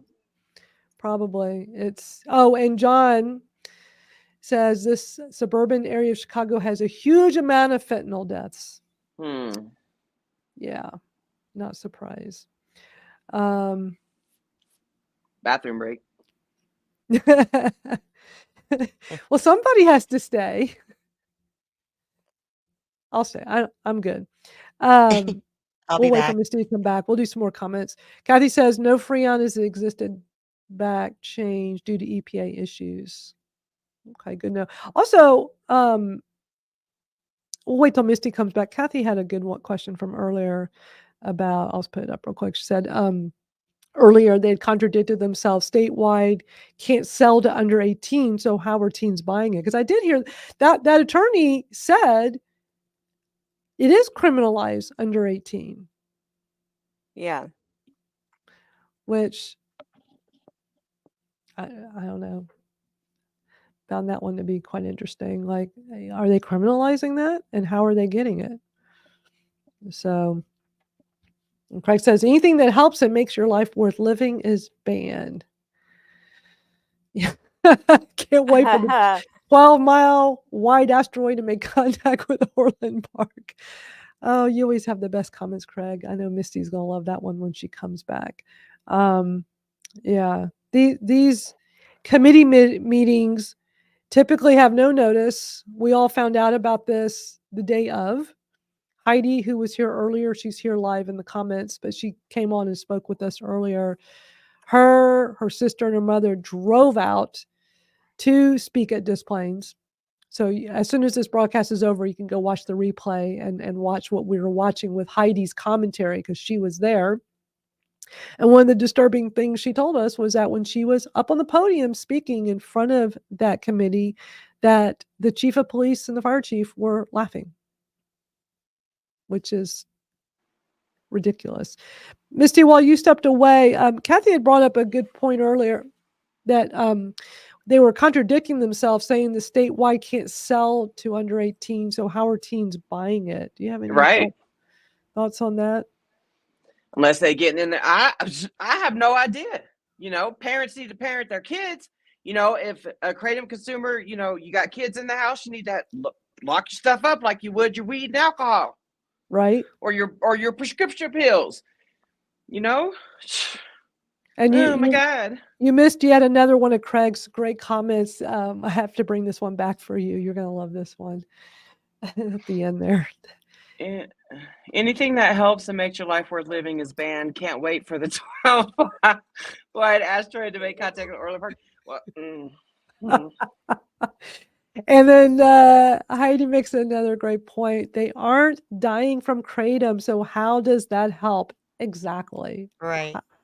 How is it any of this they're doing helping? They're not criminalizing it. They just want to not collect the sales tax from this, which obviously interferes with cannabis, with the but they don't even allow cannabis to be sold in their city. So what? So there's what? Got to be the recovery centers behind it.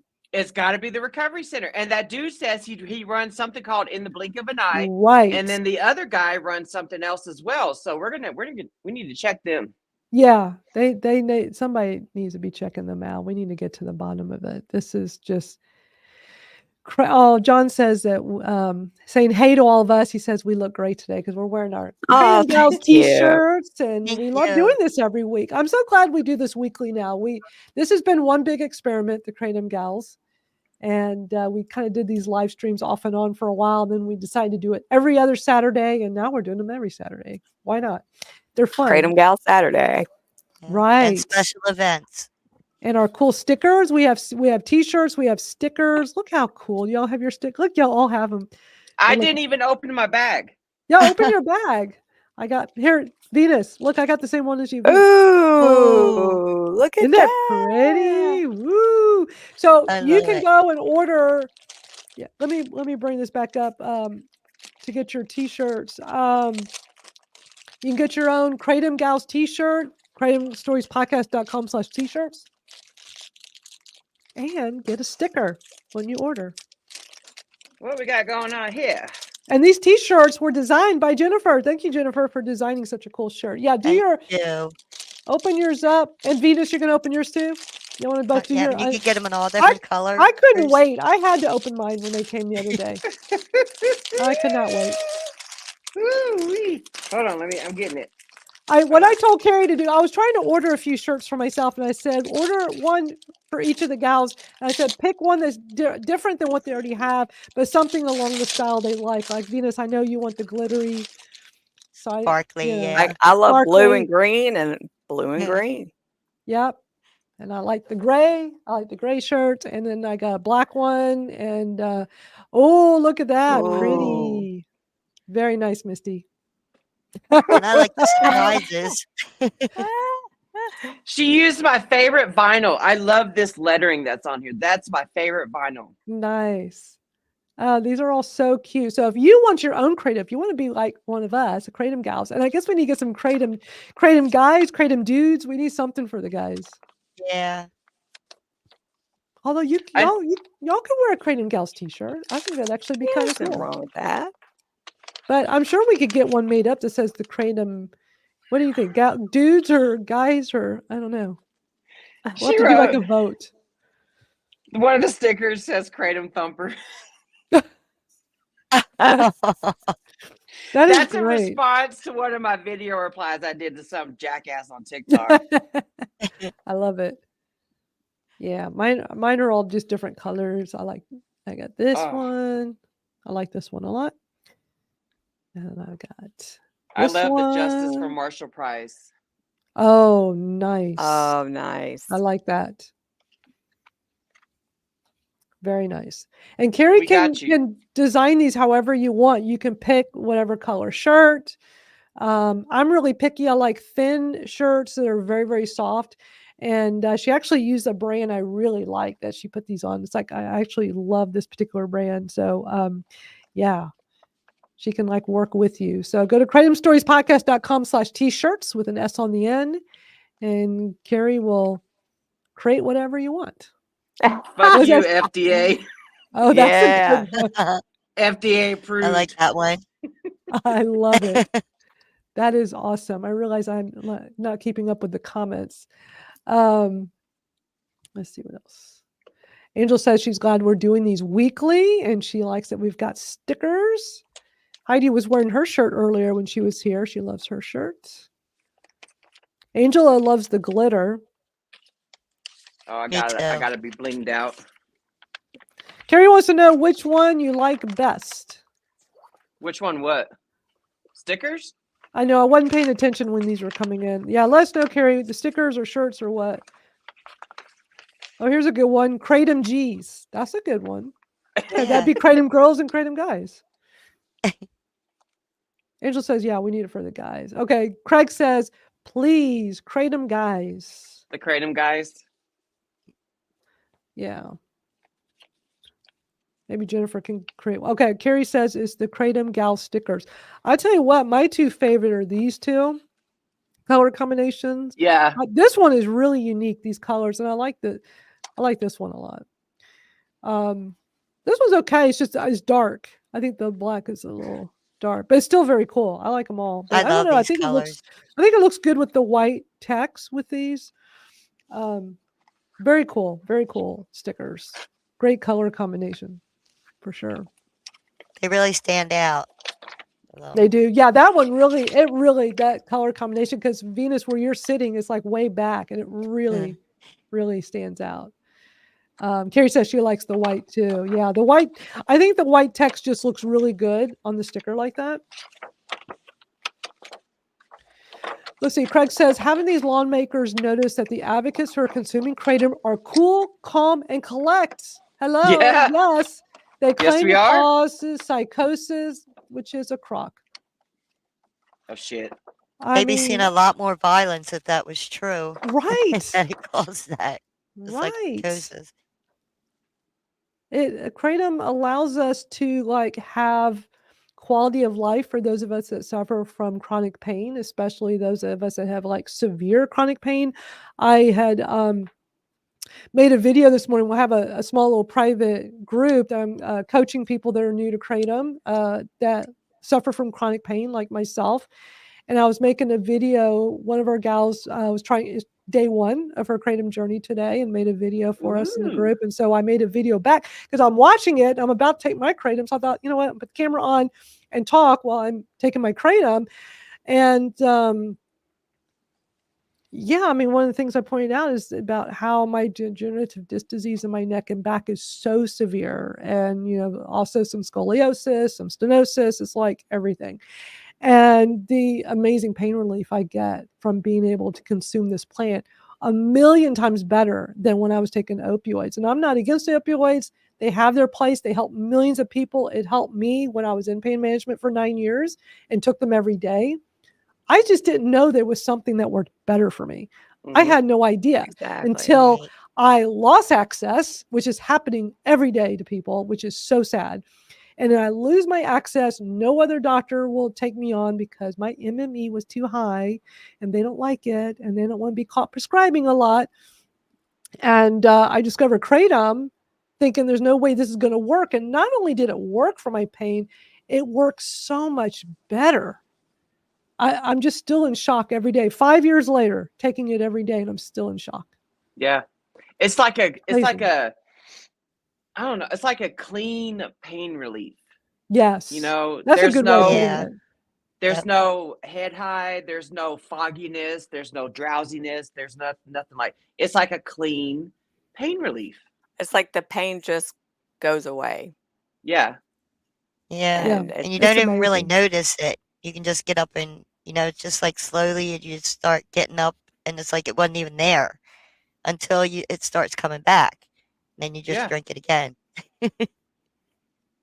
Yeah, we're getting like a whole bunch of great comments. Hunker Down's asking, what strain helps your pain? You know, everybody's different. I use green. Greens are the only strain that works on me at all. Anyway, yeah, I use reds don't green. work on me. I'm so jealous when people say the reds make me relax and I sleep well. Damn, I wish they would do that for me. They don't help me. None of the Kratom strains help me sleep at all. Reds don't even help my pain. The whites help my pain a little bit, but that makes me too jittery. The white strain is not for me, so I do not take Yeah. green.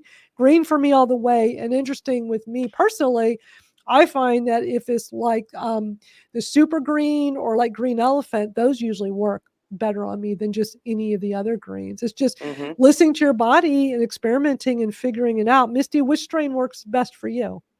I'm greens chick all the way. My number one favorite is green melee, then my second is super green. Yeah. What about you, Jennifer? Green elephant. I'm a green elephant gal. But now I do mix reds in, you know, in the afternoon sometimes. But yeah, I'm a green elephant gal. And what about you, Venus? I like them all. You're so Actually, lucky. You're I, so lucky. I like the ones that don't make me too jittery, but then I find that sometimes I go back later. I've never had a strain that I just had sitting around forever and never emptied the bag. So yeah, they all seem to work well for me, and yeah, I do. I'm so grateful.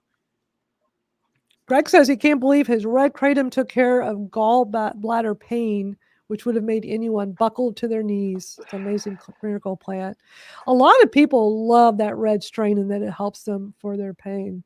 And hold on, wrong comment. John's making a good point too. He still needs Ambien for insomnia. Me too. I remember when I first started Kratom, I'm like, oh my God, is this going to interfere with me taking my Ambien? And there was like nobody to ask. And I Googled and there was like nothing about it. I'm like, well, I need it to help me sleep. This Kratom is not helping me. Because I did actually, the very first day one of Kratom, I was like, I'm not going to take my Ambien. I'm not going to take anything. I took no opioids, no gabapentin, no muscle relaxer, no Ambien. I was like, people in the Facebook group were like, whoa, slow down.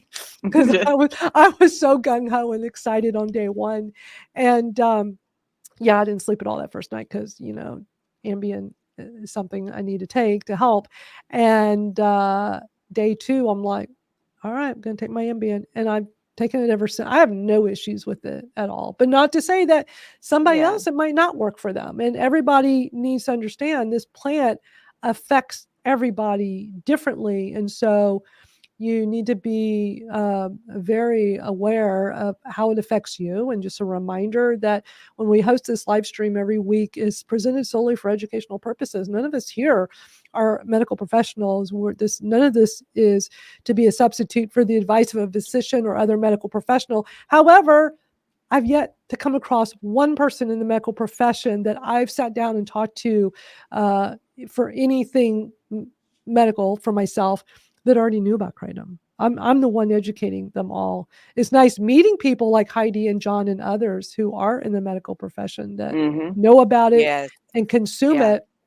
But as far as just locally meeting with a doctor, nurse, anybody, none of them know what it is. I'm trying to help fix Yeah, that.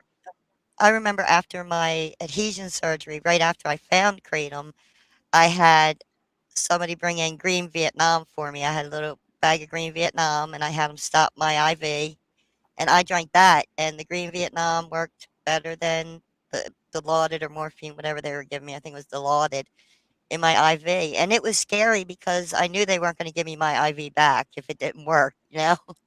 Yeah. And then the nurses were shocked because they were shocked that I had no IV, but was still able to get up.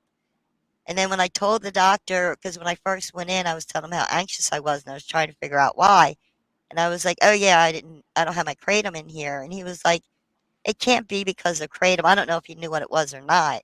And then next time I saw him after I'd taken my kratom, I was like, I'm not anxious anymore. It was the kratom. So yeah, it definitely works better. Yeah. Y'all want to finish watching the rest of that Orland Park? We're making our way through. We're getting a lot closer to the end. We're 29, almost 30 minutes in. There's like 6 more minutes left. Plus, I still can't wait for y'all to see the elderly lady with the red hat on at the end because I just can't figure out. You know what? It almost makes me think since she's there from the beginning, and not to sound negative or mean or anything. It's almost like, did somebody like drop her off and just leave her? Yeah, because like, how'd I she know. get She's so there? intently just sitting there and listening to everybody. And like, at one point you could see her so well. And I'm thinking, does she just have nothing to do? And like somebody literally dropped her off? Because some people Like do she that. just, maybe she's just lonely. Yeah. Yeah, So right. because I didn't quite understand her commentary at the end when she got up to speak, but it is quite interesting. I can't wait to hear what it. Plus, watching it this second time, maybe we'll all have some better Yeah. insights on it anyway. She has like a dramatic exit.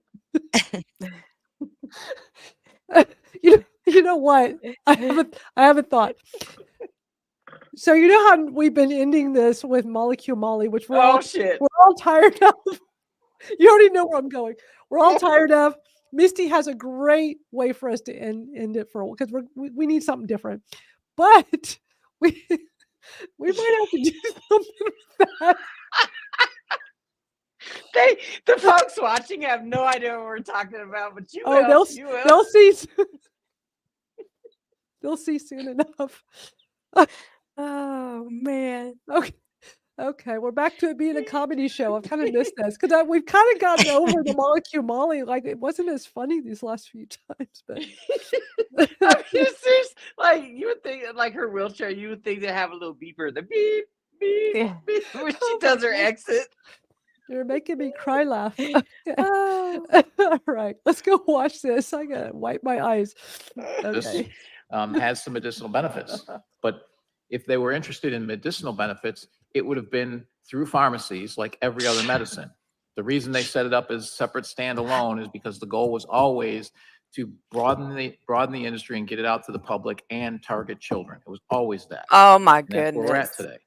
today. This is the mayor, y'all. So Madeline if we're showed gonna- his thing. If this has medicinal benefits, Let me show it it should go again. through the FDA. Yeah, show it again. Hold on, you made me cry laugh. I had to I was take crying. my glasses off. Take my glasses off for that one. Oh my god.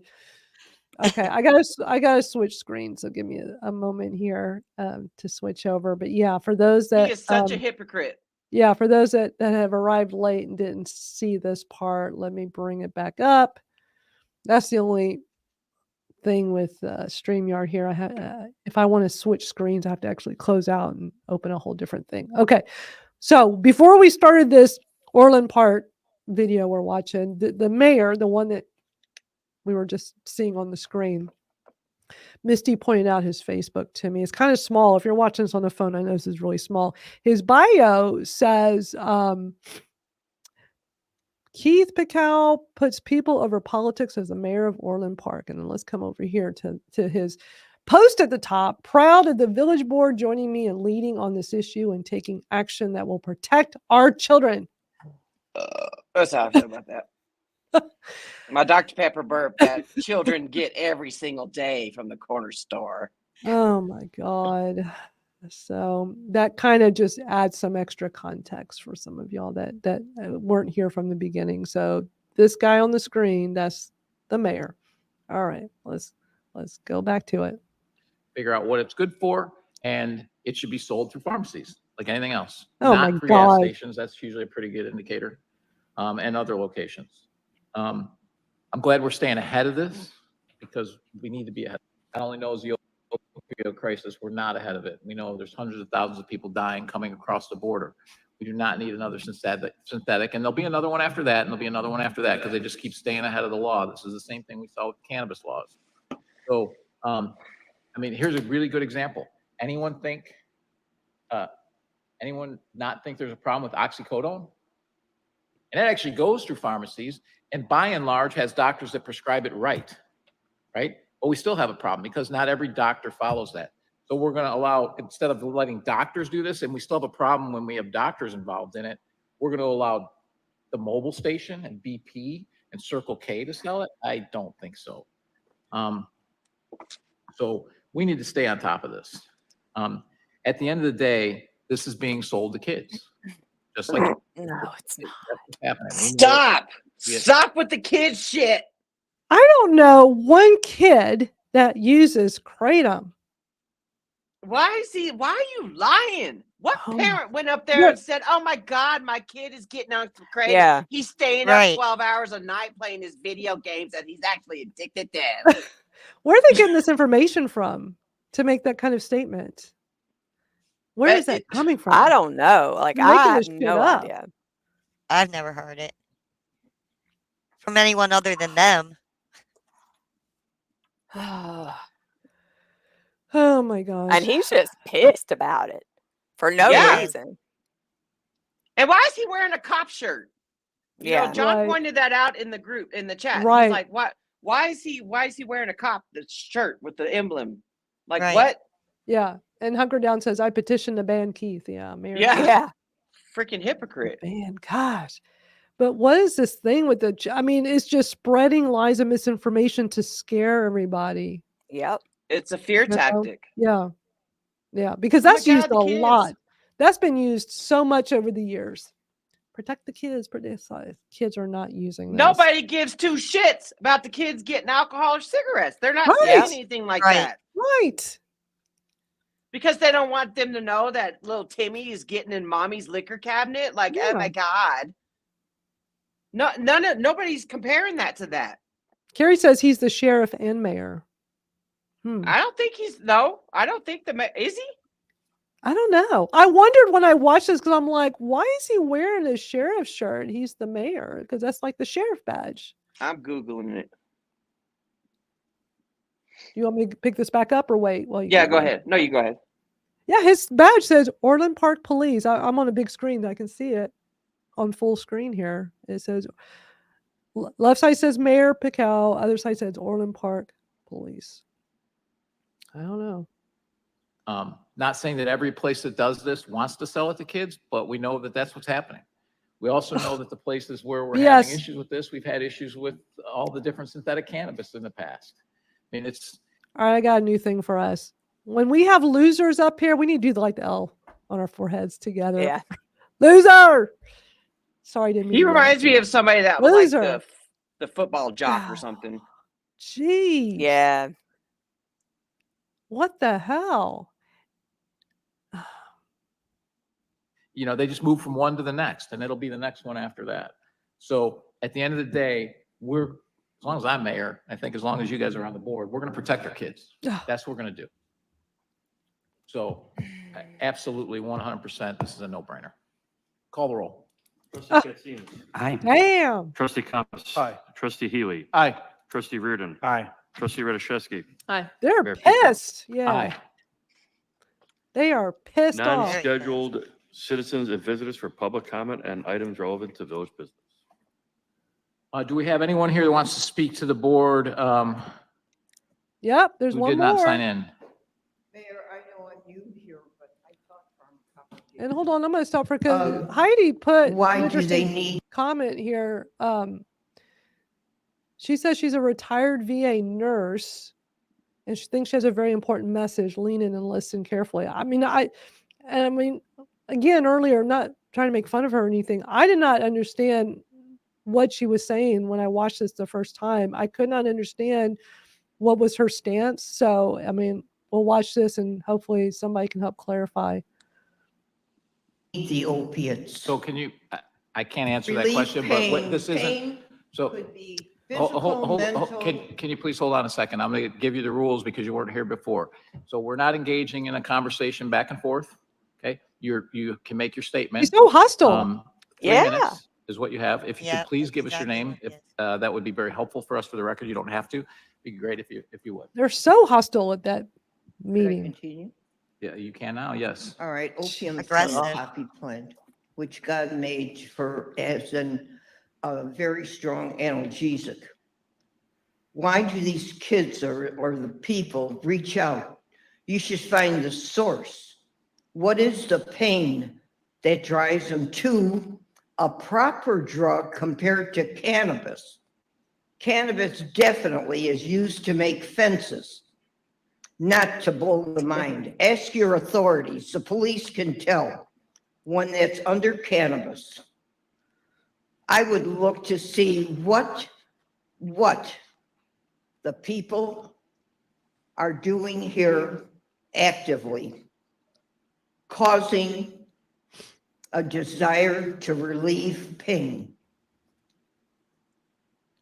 I know you looked, your eyes looked up. Well, I'm a vet nurse and I took a vow for life and righteousness. Search what the cause is. It could be emotional. It could be lack of proper parenthood. Mm-hmm. Well, Right. I would say don't stop it. The pain continues. I'll look up too. I got your message. Wow. They're like hostile to everybody there. Are you Yeah. done? Everyone. Are you done? I took a vow.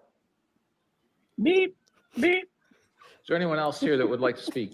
I mean, I don't, but what I was confused about is that this was talking about Kratom and she didn't mention Kratom at all. So it's like when she was first talking, I'm like, oh, she's going to be like pro Kratom. That's what I thought. But then she talked about cannabis, but this meeting was not about cannabis. So that's where I got really confused. I forgot she said she was a vet nurse. That's And why I think knew I she's needed to just see the saying second that time. I think she's just saying the pain is mental or physical. We need to find out the source of the pain. And if we can't find out the source of the pain, we have to let them be able to treat it until they do. But they don't care about any of that. Natural means. And they're not No. listening. They're already very hostile. They already made up their mind. They already voted. And then they're like, oh, by the way, did anybody else want to speak? Right. And treated her terribly, rolling their eyes. How inappropriate. I'm glad she called him out on it, though. Yeah. Yeah, she sure did. Those are. We need like some kind of little, this is giving me ideas. We need like a little siren to go off and we all do our loser sign. Doesn't have to be an L. It popped in my head at that one point when we were talking about that mayor sheriff dude. Yeah, Heidi, if you have any other insights, please feel free to jump into the comments and share. I just was confused, like what other than the source, but this is not who to be telling that to. They don't give a shit. So, okay, here comes a comment from her. Let me pull this down for a second.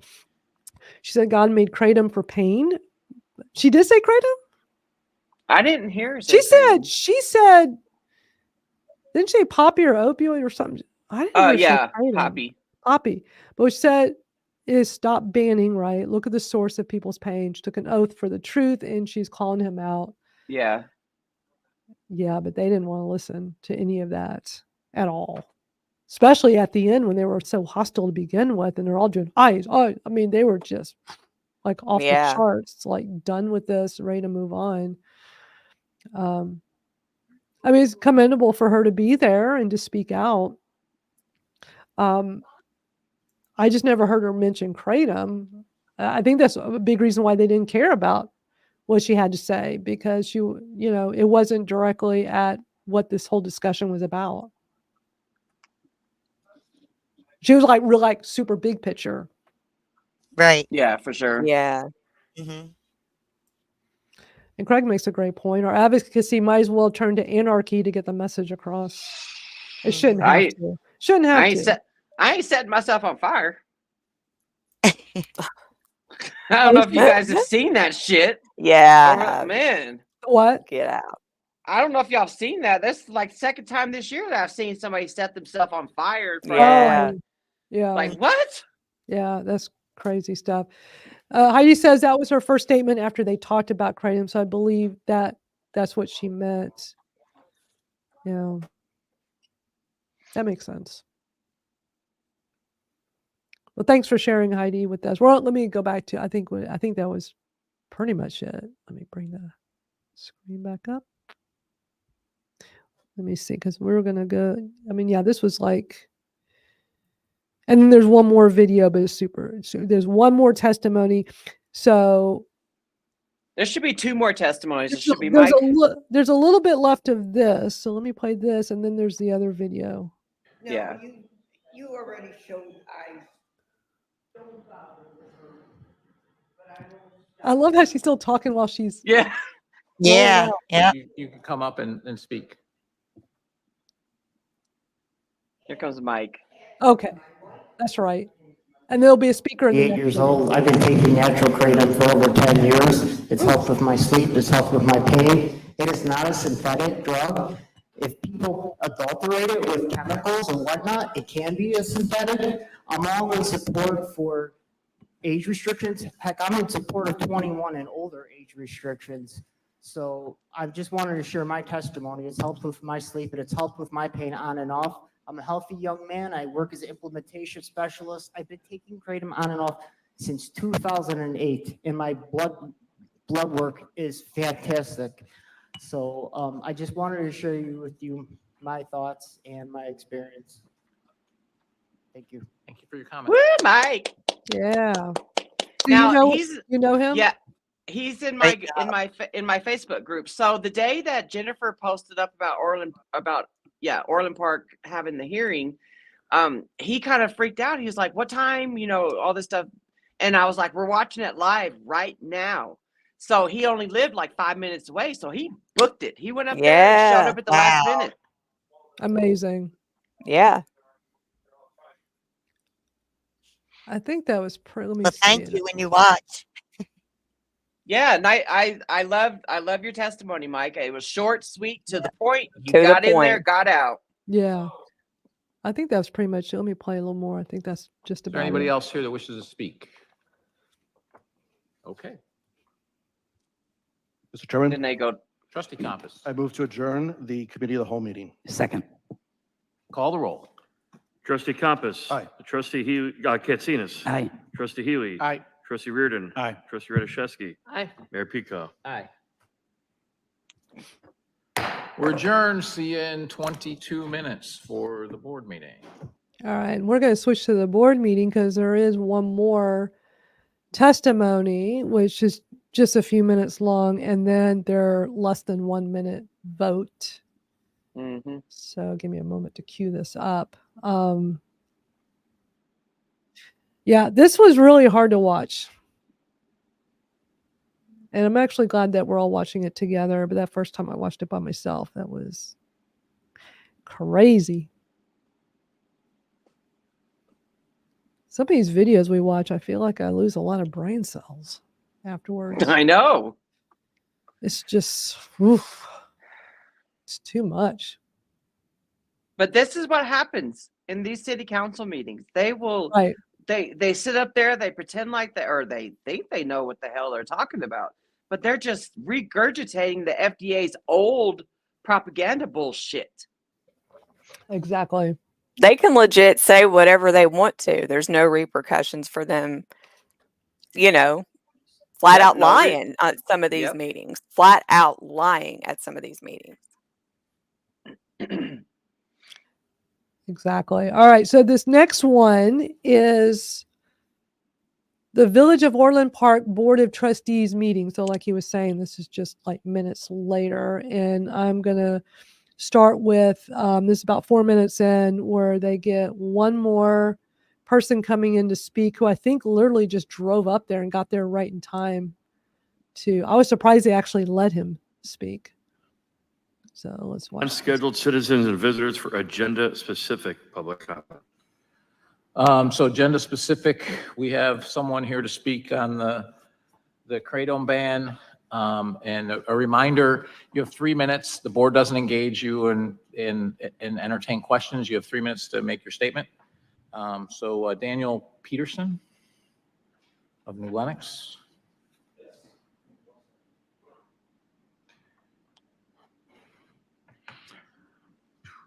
Venus, if you can hear me, it's not letting me connect you in. It says your device is not connected. All right, thank you for your time today. I don't always check all my emails, but when I checked this morning and I saw an email alert from the American Kratom Association saying that you're going to potentially ban Kratom, I knew that I had to come here tonight because what you are doing is quite frankly wrong. I've had to do this before at other village hall meetings like in Naperville, and fortunately they did not go ahead and vote to ban it. And this right here is a 1 kilo or 2.2 pound bag of Kratom in powder form. I have my mug here filled with it because I haven't been able to cap so many pills lately, but I use this every single day for my pain management because I have a herniated back. I have a rotator cuff impingement in my right arm. And if I do not have any proper medication to deal with this issue, I am writhing in pain every day. There is nothing else that I can do about it because I don't currently have proper health insurance. Even if I did have health insurance, the price of the opioid medications is prohibitively expensive. And as you all know, we have an opioid crisis in this country because they are so addictive. If you don't know, Kratom is a plant in the coffee family, so it is not even an opioid, despite the fact that it has function to work on your opioid receptors. So basically, when I see something like this, what I see is people telling me that you have to sit here and suffer in pain. You have to be on medications that are addictive and destructive to our communities and our country, and you have no other options. So when I see that, I know that I have to come out here and I have to say at least something to stop what I view as un-American, unchristian, and quite frankly, reprehensible. So I really urge you all to at least postpone this vote until you can educate yourself more about this, not by reading propaganda that's just from the USDA and all those organizations, but actually do some real research into it and see what it's all about. Because for people like me, I don't know what I would be doing, if I wasn't able to get this relief from this pain. I could not be driving 2 hours out to St. John, Indiana to do my job and present people animals to educate them with, for conservation reasons. I couldn't go out and I couldn't play disc golf because my arm would be just destroyed by the pain that I feel. So I don't understand why these things keep on coming up. It's not a recreational drug. It's not a psychoactive 45 substance. seconds. It's medication. So I just want you all to understand that, because what you're saying essentially by voting yes is that you, Dan Peterson, deserve to sit here and suffer in pain every single day or get addicted to opioid medications. So I urge you, please do not vote yes. In the very least, postpone this vote until you can consider more facts on the matter. Thank you very much for your time and consideration. Thank you. I yield the floor. Thank you for your comment. Excellent. Anyone else here to speak? I don't know Daniel Wow. Peterson, but mighty He fine was job you did, young man. Yeah. amazing. Amazing.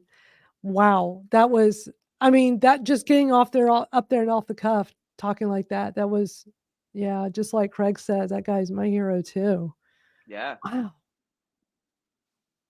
And And for a literally got hero- there just in time to get up there and speak on behalf of all of us. What everybody needs to realize, what he did, what Heidi did over in Des Plaines, they're all doing that for us, for all of us. Yes. They're doing it for the people that had no idea that meeting was even taking place. They're doing it for the next mother, father, grandma, grandpa that's suffering in silence. You know, they got cut off from their opioid pain medication. So instead of going to the streets and getting the illicit fentanyl, they found Kratom in the gas station. You know, Yeah. they're doing it for the person who's suffering from an illicit fentanyl addiction, who goes to the gas station to help them with their withdrawals. That right there is a harm reduction tool. Yeah. Like, good Lord, man. Like, what? And they want to stop the sale of it? For why? They still didn't, they're not telling us why. Yeah, exactly. All right, so now this is further into it, and where they do their vote in less than 1 minute. So let's watch this. An ordinance establishing a new Chapter 25 prohibition of kratom, novel, synthetic, and psychoactive drug businesses of Title VII Business and License of the Orland Park Village Code. Liars. Mr. Mayor. Losers. Trustee Reardon, move to adopt an ordinance entitled, an ordinance establishing a new Chapter 25 prohibition of kratom, novel, synthetic, and psychoactive drug business of Title VII Business and License of the Orland Park Village Code. Second. Are there any comments over and above? We already talked about it at the cow at pretty great length. Call the roll. Trustee Reardon. Aye. Trustee Katsinas. Aye. Trustee Healy. Aye. Trustee Compass. Aye. Trustee Radiszewski. Aye. Mayor Pico. Aye. Orland School Districts That's 135. it. That's it. They just like are done with this. It is not a synthetic. It is not psychoactive. They have it all wrong. Do you feel like playing that new Kentucky news story that just came out last night? Trying to remember where that one was. It is the second news story within a week that's came out about kratom, even though Kentucky passed the Kratom Consumer Protection Act this month. Let me go find it real quick. That's the one you posted today, right, for us? I think no, I sent it last night in the chat. Let me find it real quick. We keep coming across so many of these. It's hard to keep up. Yeah, I know. I figure since we're already here, might as well just do it. Because it's like what? Y'all gonna be shocked about that one too. Yeah, You know, the first news story that came out with Kentucky was the one where the 40, I think she was 43-year-old who died on Easter. And they're saying that it was from kratom. And how do you, like, what? And they're saying that because that was her last addiction, addiction that she suffered with, because she had years of drug abuse and then found kratom and she withered away. And it's like, how do you come to that conclusion that it was kratom when toxicology reports haven't even came back? Even when they do come back, they test for everything, It's just like, I don't know. Now we're seeing the aftermath of Kentucky passing the Kratom Consumer Protection Act. It's almost like they just call the news and they want to get on camera. Yeah. Because they heard about the KCP. You know what I'm saying? It's just, I don't know. It's ridiculous. And the news people don't vet or look into it or anything. They're just like, okay, we'll go with it. I can't find it. Can you just put it in the Twitter or where can you send it to me easily? Can you do it here in StreamYard in the private chat? The link, Misty? So I can't find it.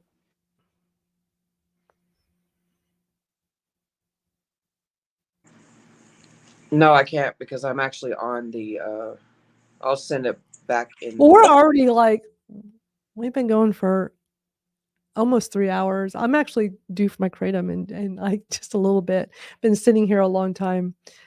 We can save it for next week.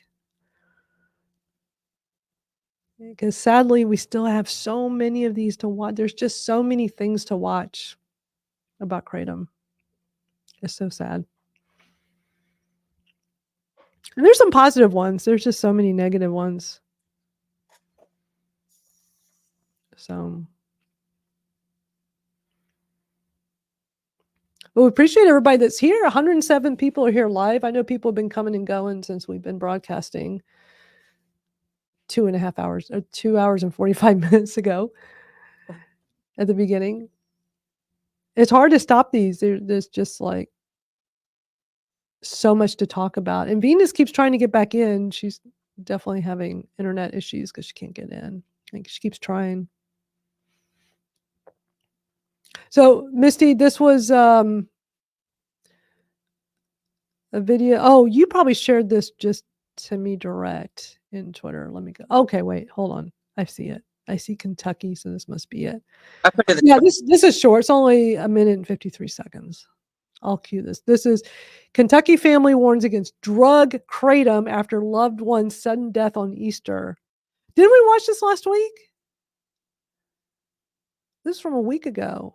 I'm pretty sure we saw this one. Yeah, that's the old one. That's we watched that one. Okay, so that's the old one.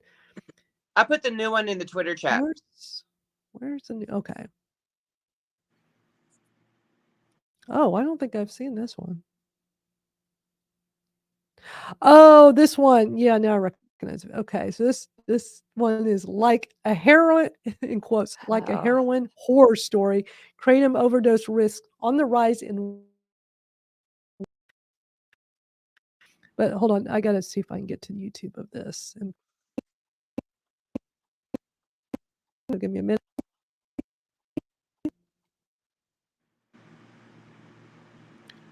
I hate some of these news web pages because if you lock the screen up, it just won't even. It's like has me.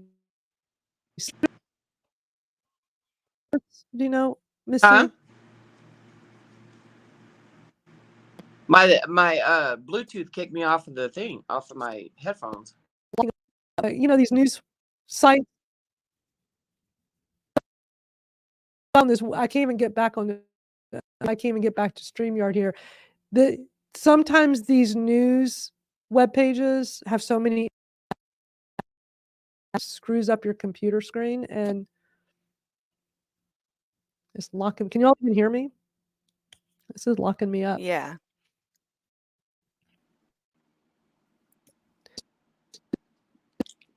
Oh, it's making her skip, huh? Screwing up my whole. Okay, so that's here. not just me. I thought it was Yeah. maybe my connection. Okay. I'm like, oh crap. Are y'all able to hear me? Are y'all? It's this web page is screwing up my computer. Hold on, I gotta get out. I mean, I can hear you now, but it was making you skip earlier. Yeah, it was like a record skip. Okay. So I go to that page. You know how I'm back now. So some of these news web pages have so many ads on them. It's right. You click on this little news station web page for an article, and there's so many ads on it. It just puts your computer out of whack, and that's what happened. And I couldn't even get to the video. So, do you know if there's like a YouTube video of that particular? I couldn't find last night. Because that web page is just all screwy, and it just messed up, and that's why it was cutting me out and stuff. Yeah, I couldn't find it on YouTube last night. It just. We'll save it for next week. Because you can go to my TikTok. You have the whole thing on TikTok? Yeah. Okay, I can do that.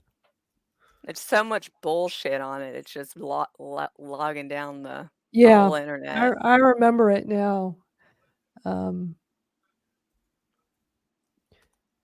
let me grab it.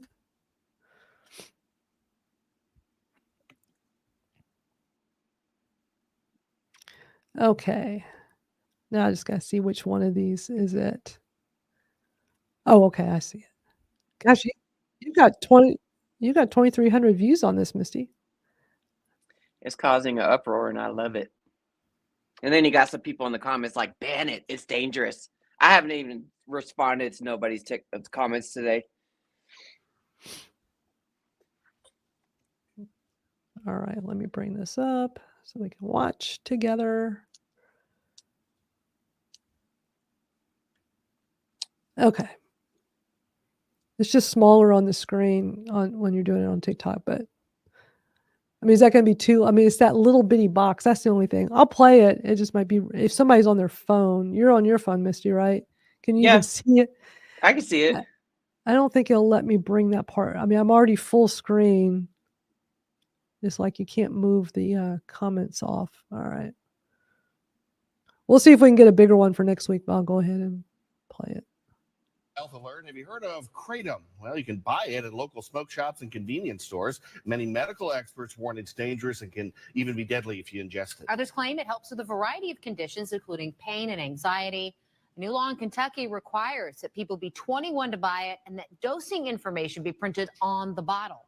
Local 6's Dylan Payne's been looking into this. Dylan, what else should people know about Kratom? Jen, you should know that it's not FDA approved and remains on the DEA's watch list. Also, it's incredibly addictive. In low doses, it acts like a stimulant, and in large doses, it acts like an opioid. Someone that I talked to today was consuming 5 to 6 of these every single day, which have 4 doses in every bottle, and was spending about $150 every single day on his addiction.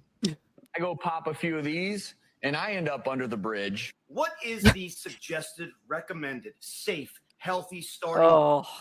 of Kratom? You cannot overdose. Your body will reject it. You'll start throwing up. We've all seen Yes. videos like that, but what if it wasn't true? In too high doses, it could even potentially cause death. Dr. Laurie Ballou is a clinical psychiatrist who treats patients who are addicted to Kratom. Marketed as a dietary supplement that can treat pain, depression, and even insomnia, it acts like an opioid. It could cause depression of the central nervous system that affects our breathing, and then a person just stop breathing. Kyle Maxwell Incorrect. is in recovery from Kratom and is now 8 months clean. When you were taking Kratom, did you know that it could kill you? No. Do you know that now? Because it can. No, I didn't know that. He got off Kratom for a while, but relapsed. Like a heroin horror story. I took that amount I would normally take. So I got out of jail and I drank 2 bottles and I passed out and I woke up.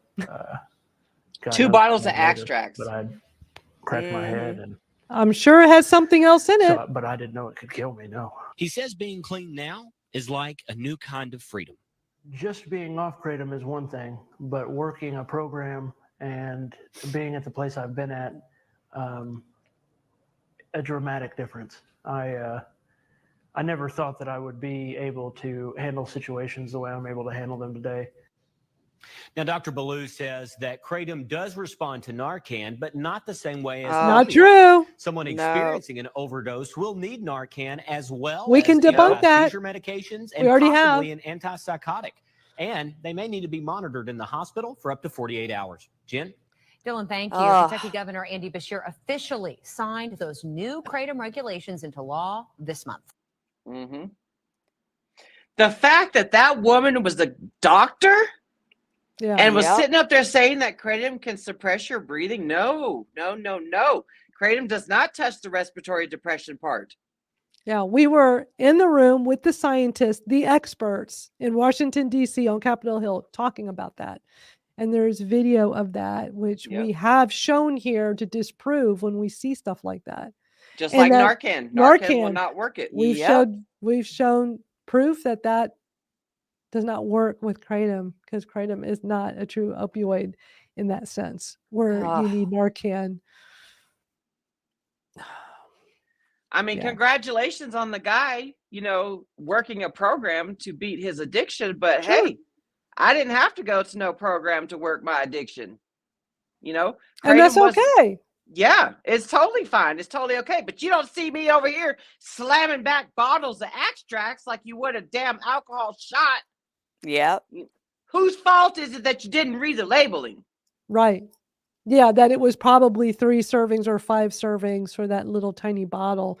If anybody hasn't heard the Kratom Stories podcast episode I did a few weeks ago with Jennifer Van Blanc, she talked about how difficult those extract when she was using those in the beginning and struggling with those in the beginning due to addiction issues from the past, that they're so difficult to portion out, and talking about how she had to use a flashlight from her phone to look at that little tiny bottle to try to figure out how much of it to drink, because it's so easy to just slam the whole thing. Mm-hmm. Yeah. You know, what we do as advocates is we're mopping up the mess that these extracts are doing. You know, I always say the extracts do more harm than good. Now, because those 7-OH tablets are trying to become mainstream, we're going to be mopping up possibly Yeah. deaths from that. Because they synthesize the 7-OH that's not naturally occurring in the plant. It occurs because it's a metabolite from the mitragine in your body. I can't help but think that whole Illinois shit is all just based on that, because it's Right. it's like what it sounds like, you know what I But it mean? hasn't been out that long. Like, I No, don't think but it most just people know about it. Now, when that, like, let's say a year from now, we're gonna have a lot of yeah. issues because of those 7-OH pills that really should not even be allowed to be labeled as kratom, because No, because it's not it's kratom. not. And that's now gonna get lumped into all of this, and they're gonna try to use that to ban all of kratom. We need to figure out a way where how can this stuff get differentiated where the powder that we all consume very responsibly is not the same as extracts, and certainly not the same as those 7-OH. Is it 7-OH? Is that what they're called? Yep. 7-OH pills. Yeah, which is just so new, most people don't know about it yet.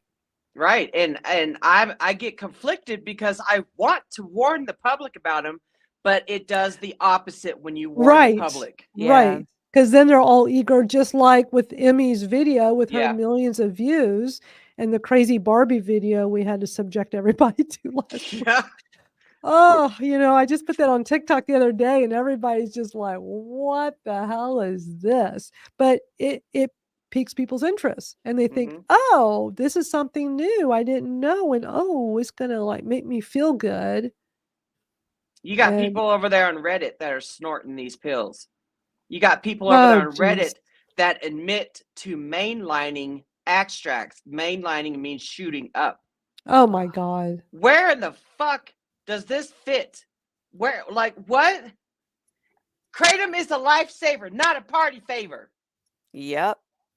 So Hunker Down's asking, don't those OPMS shots have that high 7-OH? I ain't even took the time to look at their labels I don't or their know. labs. I don't, I will not advocate for extracts at all. I don't either. I know that some people say they help tremendously for certain situations. Like, I think anybody that, number one, is casually using kratom and to have really no need for it should not be consuming it. Like, Yeah. you shouldn't, like, I firmly believe you should not take kratom just to take kratom. We all take it because of our chronic pain issues, and some take it for addiction issues. And it helps a lot of people with depression and anxiety. It's an amazing plant. But when you get somebody who has none of these things and they're just consuming it to do it, I will never advocate for that. I don't think. But when people get on us as chronic pain patients and giving us shit about it, it's like, wait a minute, who are you to tell me that I shouldn't be allowed to consume a plant, a powder that is more natural and safe for me versus all those high doses of opioids that I took Or every day for 9 years. or even when we get people that tell us, oh, there's Tylenol and ibuprofen for a reason. Hell no.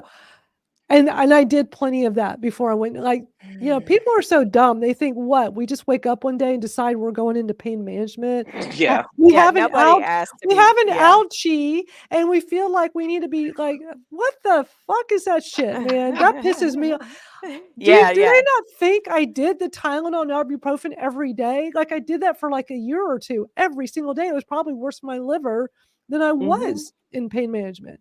And it's like, it was this gradual step up, and I knew what I was getting into with pain management. I knew the meds, could cause me to be physically dependent. Of course, it's going to be when you're putting that on your body. And I know that when I switched from that to kratom, that if kratom does make me physically dependent, I don't know if it does because I've never stopped. Why would I? Should I subject myself to pain? Hell no. Right. Hell Right. no. And who's somebody else to tell me I should? It's like, F you, man. You're not going to tell me that I have to go live in pain. I know I'm all fired up. But you know what? Here's the thing. If it does cause me to be physically dependent, fine. I will gladly take it because I can tell you I was physically dependent on opioids. Yep. All of us were. I didn't have this need of like, oh my gosh, I need my pill because it makes me feel good. It was, I need my pill so I wouldn't be in pain. I did. And I know other people had different, experience with it than I did. But I knew that like I had to have it every day, otherwise I would be in a lot of pain. And I understood that going into it, and I was okay with that. And I understand that with Kratom. And if I could not have access, why should I have to suffer? Why should anybody have to suffer? We're all grown adults. We know what we're doing. When people sit here, the anti-Kratom people say, "Oh my God, you're addicted." Now I'm sounding like you, Misty. Oh my God, you're addicted. It's like, okay, fine. If that's your narrative for my life that you don't even know the truth of, whatever. I choose to not live in pain. I should not have to live in pain. And we're all being forced right now in the medical community to suffer. The stories I hear every day from people, it blows your mind, doesn't it it? is so wrong on so many levels. Yeah. And helping people, find the magic of Kratom and how they don't have to be a slave to the medical community anymore. So many people I've talked to are being so mistreated. And these are people that are young with really severe chronic pain issues. Like, for me, I'm quite a bit older. I know I don't look it, but good genes is all I'll say. But, it's more expected when we're, older. And some of these younger ones, they're just young with young families, and I really feel for them, and they're finding the power of Kratom. It's amazing. It's amazing to witness. Yeah. So I'll get That's off my true. high horse now. I agree, Craig. I got fired up. Yeah, acetaminophen, so bad for you. I still take Tylenol pretty regularly. It helps me for other pains. Oh, Kristen's here, truther nurse. She said, I would not have survived this past week with my fractured tooth without the leaf, and I had the option to have pills. Kratom works better. Ooh. That's awesome to hear. Sorry you're having to go through that. I saw one of your TikToks the other day about that. Yeah, Kratom is just amazing. I've had several surgeries since I started Kratom 2 years ago. Never needed to fill the prescription for pain pills. I've had 2 different procedures, oral surgery in my mouth, gave me prescription pain pills. I didn't fill them. I had 5 teeth removed a couple years ago. And, just remember, I found Kratom in 2019. And so in 2021 and 2022, I had 3 teeth pulled, and then I had 2 teeth pulled. I was offered an anti-anxiety med because I am, I do get highly anxious for the dentist, but I refused that. And then after I had my teeth pulled, I got offered hydrocodone, Vicodins, and I refused that. I said, no, thanks. I'm good with my Kratom. The active addiction Misty would have begged, borrowed, and just begged to borrow some more to get some pills, when I got teeth pulled. I got teeth pulled when I didn't need to have teeth pulled when I was in active addiction. That's how bad I wanted the pills. Oh my gosh. So the recovered Misty was like, no, thanks. I am good. You can keep that prescriptions. That's an awesome feeling, isn't it? It is. And like I say, I am a threat to any recovery centers that receive grant monies from states via the opioid lawsuits. You know what I mean? Yeah. My message to the world and trying to help other people that are want to get out of active addiction, I am a threat. I have no doubt that I'm probably on somebody's watch list. I don't give a shit. Exactly. None of us do. So Craig makes a great comment here that just like what I was saying earlier, the anti-Kratom people try to hurt you by saying you are speaking like an addict. Try stopping. Why do I have to? Without it, I would suffer from real pain, real anxiety, and the horrors of Kratom Karen. Yeah. Like I said, I started challenging myself last summer after I saw that, Bud Smith. I don't know where he was messaging me on the side. I don't know why he ain't in here. Yeah. But, he was talking about how he takes anywhere from 7 to 15 days off per month. And I was like, amazing. Let me see if I could do that. Let me see. I love that you've done that. Yeah, I challenged myself, because people always want to throw it in my face. Once an addict, always an addict. Bullshit. Yeah. You've proven otherwise to them. Yeah.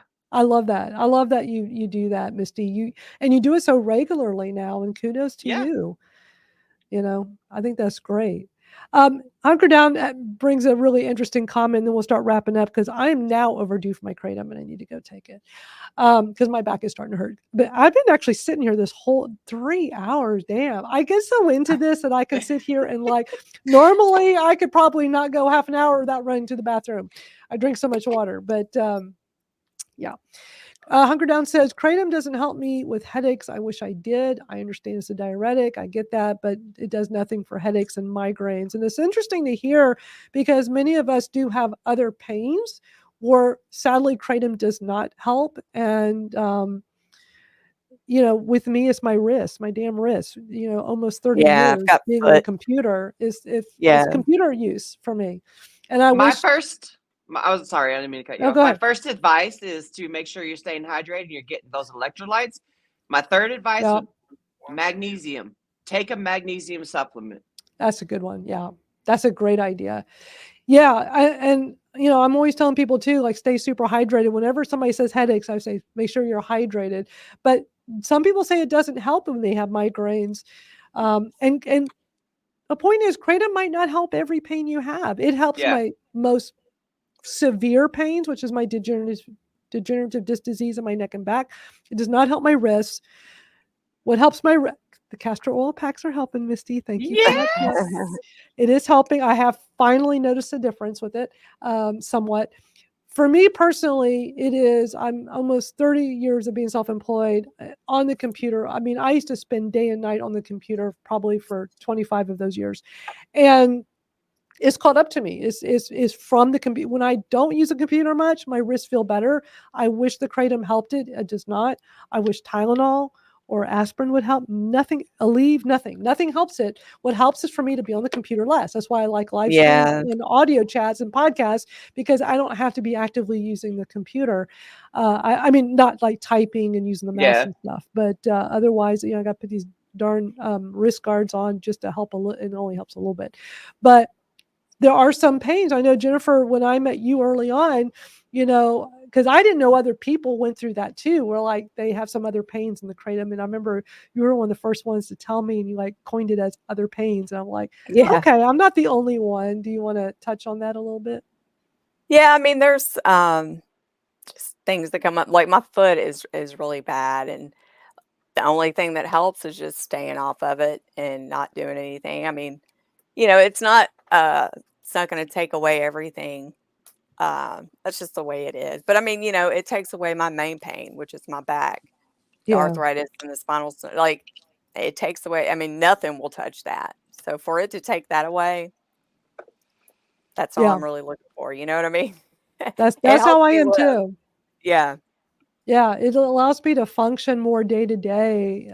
Even when I was in pain management, I was not able to be super active in those 9 years. And as it progressed, because my back and neck kept getting worse and worse every time I got new MRIs and x-rays, it was it'd be so much worse. And I was feeling that over time. And even though I was taking all these pain meds and gabapentin and muscle relaxers, the whole 9 yards, I just was realizing I was doing less and less physical things, going out, just everything. And everything always hurt. It helps some, but just not completely, not like Kratom does. It's just, but other pains that I have, I'm totally okay with. They're nothing compared to my back and neck pain.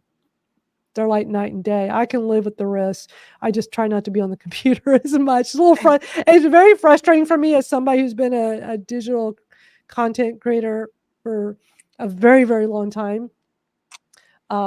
Because I feel like I'm most creative when I'm typing and I remember when this started happening about a year and a half ago, and I was still really big on Twitter. My Twitter friends would be like, well, just use the voice to text and stuff. I'm like, you don't understand. I have to be in the tweet and I'm typing as it's just coming to me while my hands are on the keyboard. That's how I operate.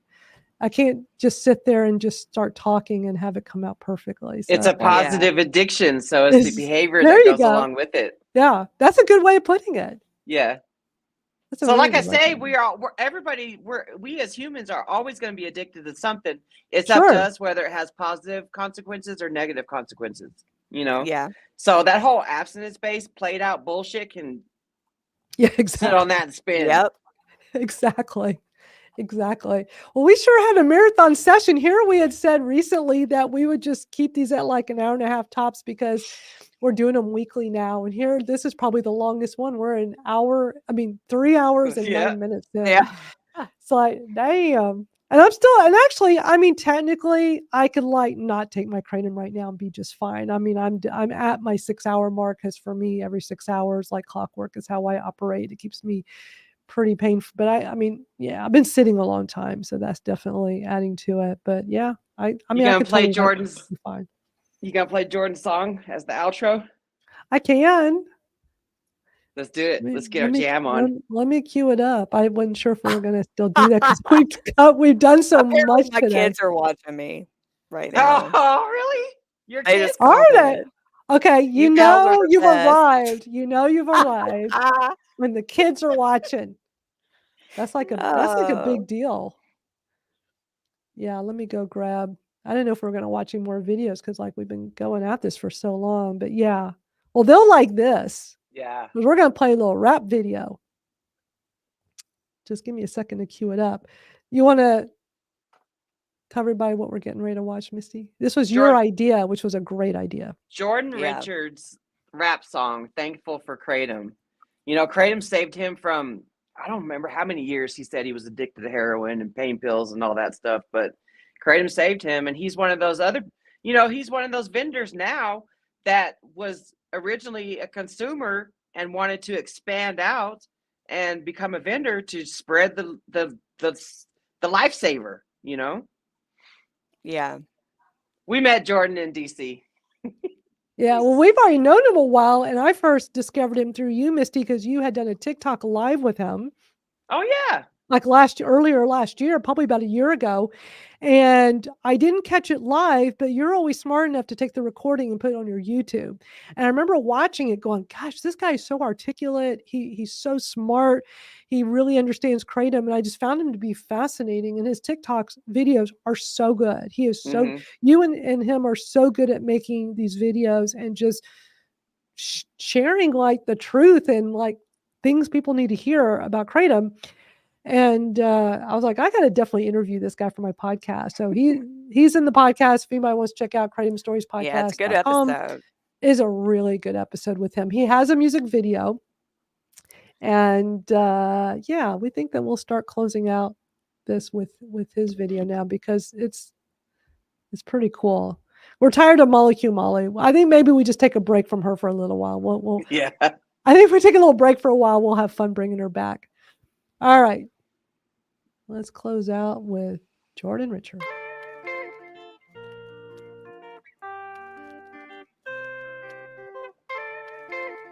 Perfect for 420. Yep. I'ma spit a little story, I'ma keep it brief. My life is so insane, but it changed with just a leaf. It made me feel complete.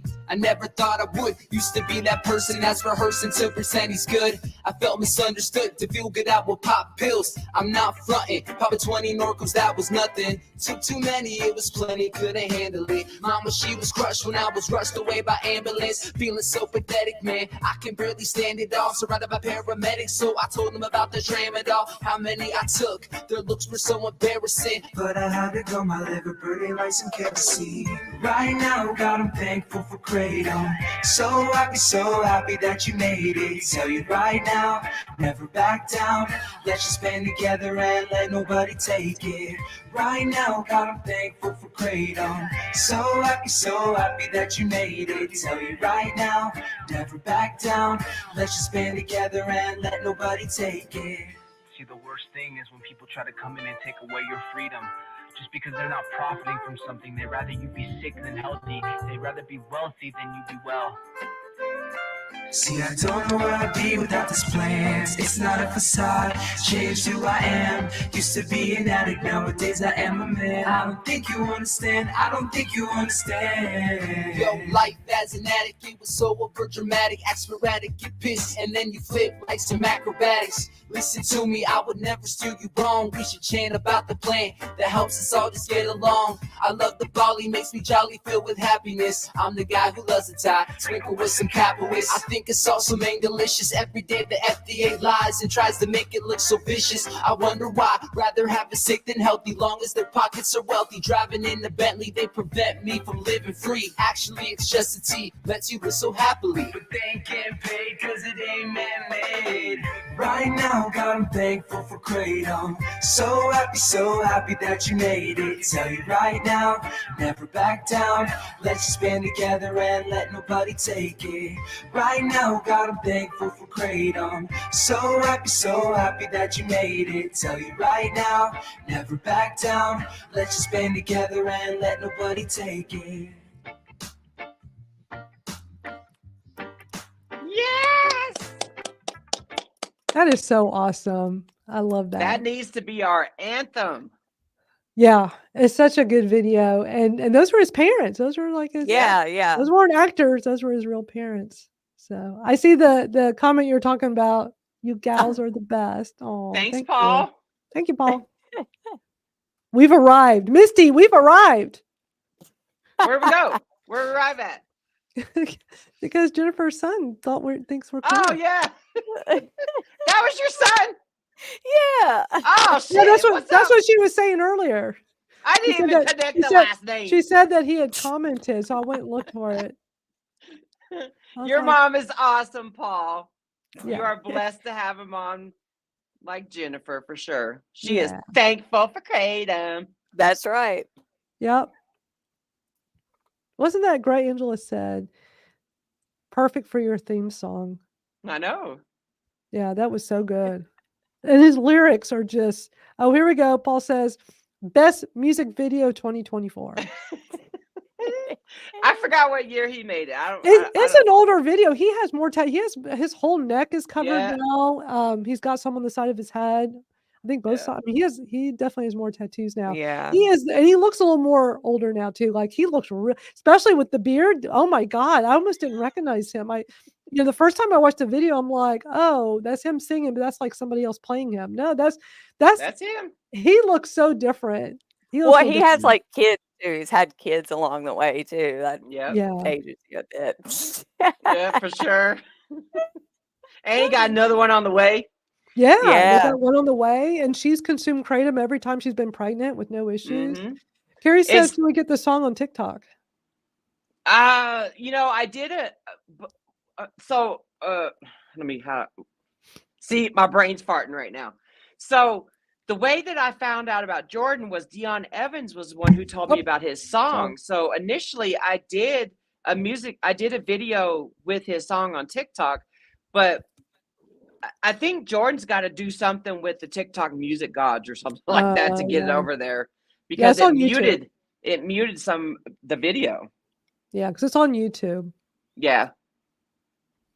So, I'll put it, if anybody wants the link to that, just hit me up. But I'm gonna, what I always do, sometimes right away, sometimes it takes me a day or so. But on the YouTube channel, the Kratom. Gosh, so many different Kratom things I'm doing. Kratom Stories podcast. It's like, wait, is it Kratom Real Talk? Kratom podcast? And then sometimes I'm thinking back to the Twitter days. Twitter, a couple of times I was like, I don't know if y'all, I think it was last week or one of our recent, I started saying, because for 8 years, it's like Twitter smarter. So like that, I remember one day it just was starting to pop out. I'm like, wait a minute, I don't do that anymore. The Kratom Stories podcast YouTube. That's why I'm always looking up, because I'm always like thinking real quick when I'm trying to say it. Kratom Stories podcast YouTube.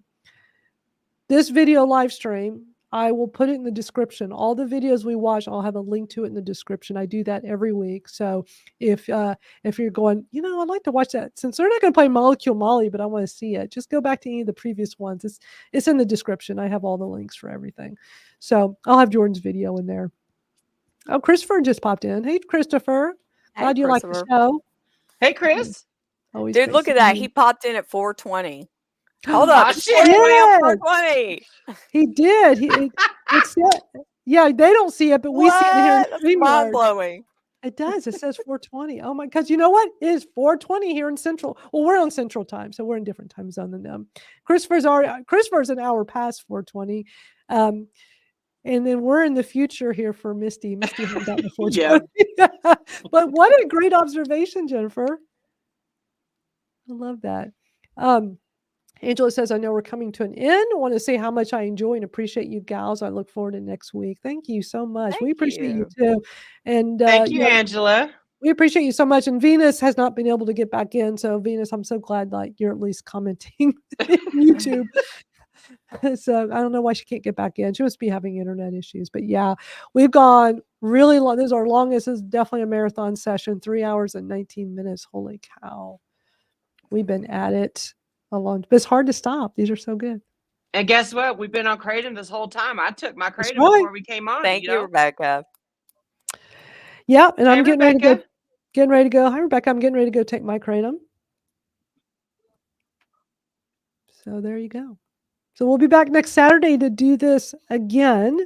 And be sure to join our, I said a week ago, like I'm going to get to that email list, I promise. But join our mailing list.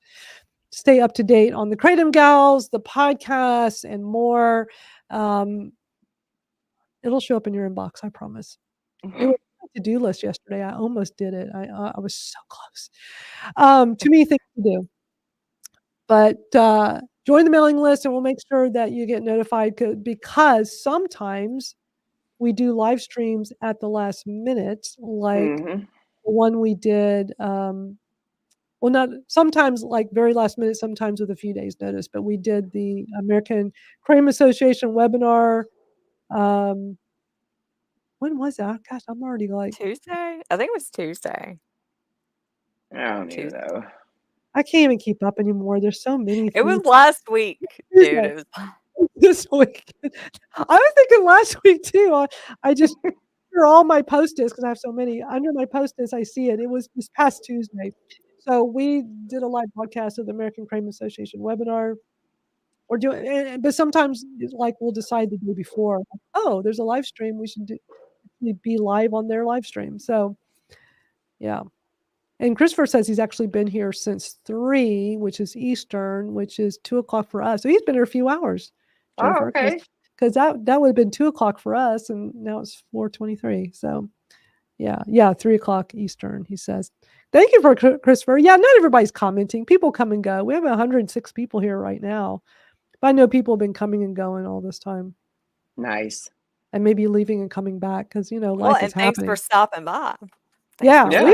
we appreciate that. We appreciate everybody joining us, being a part of this. That's why we keep doing this. It's so much fun and just making y'all aware of all these things. It could happen in your backyard. That's right. Yeah. We all got to be stay informed. Join the American Kratom Association so at least you get their emails and know what's going on. And we'll keep, as we see this stuff, we'll keep reporting and sharing. So. Enjoy the replay. Yeah, if anybody missed any of this 3-hour and 22-minute marathon, as soon as we hit stop, you can go watch that wherever you're watching now. There will be a replay as soon as we end it.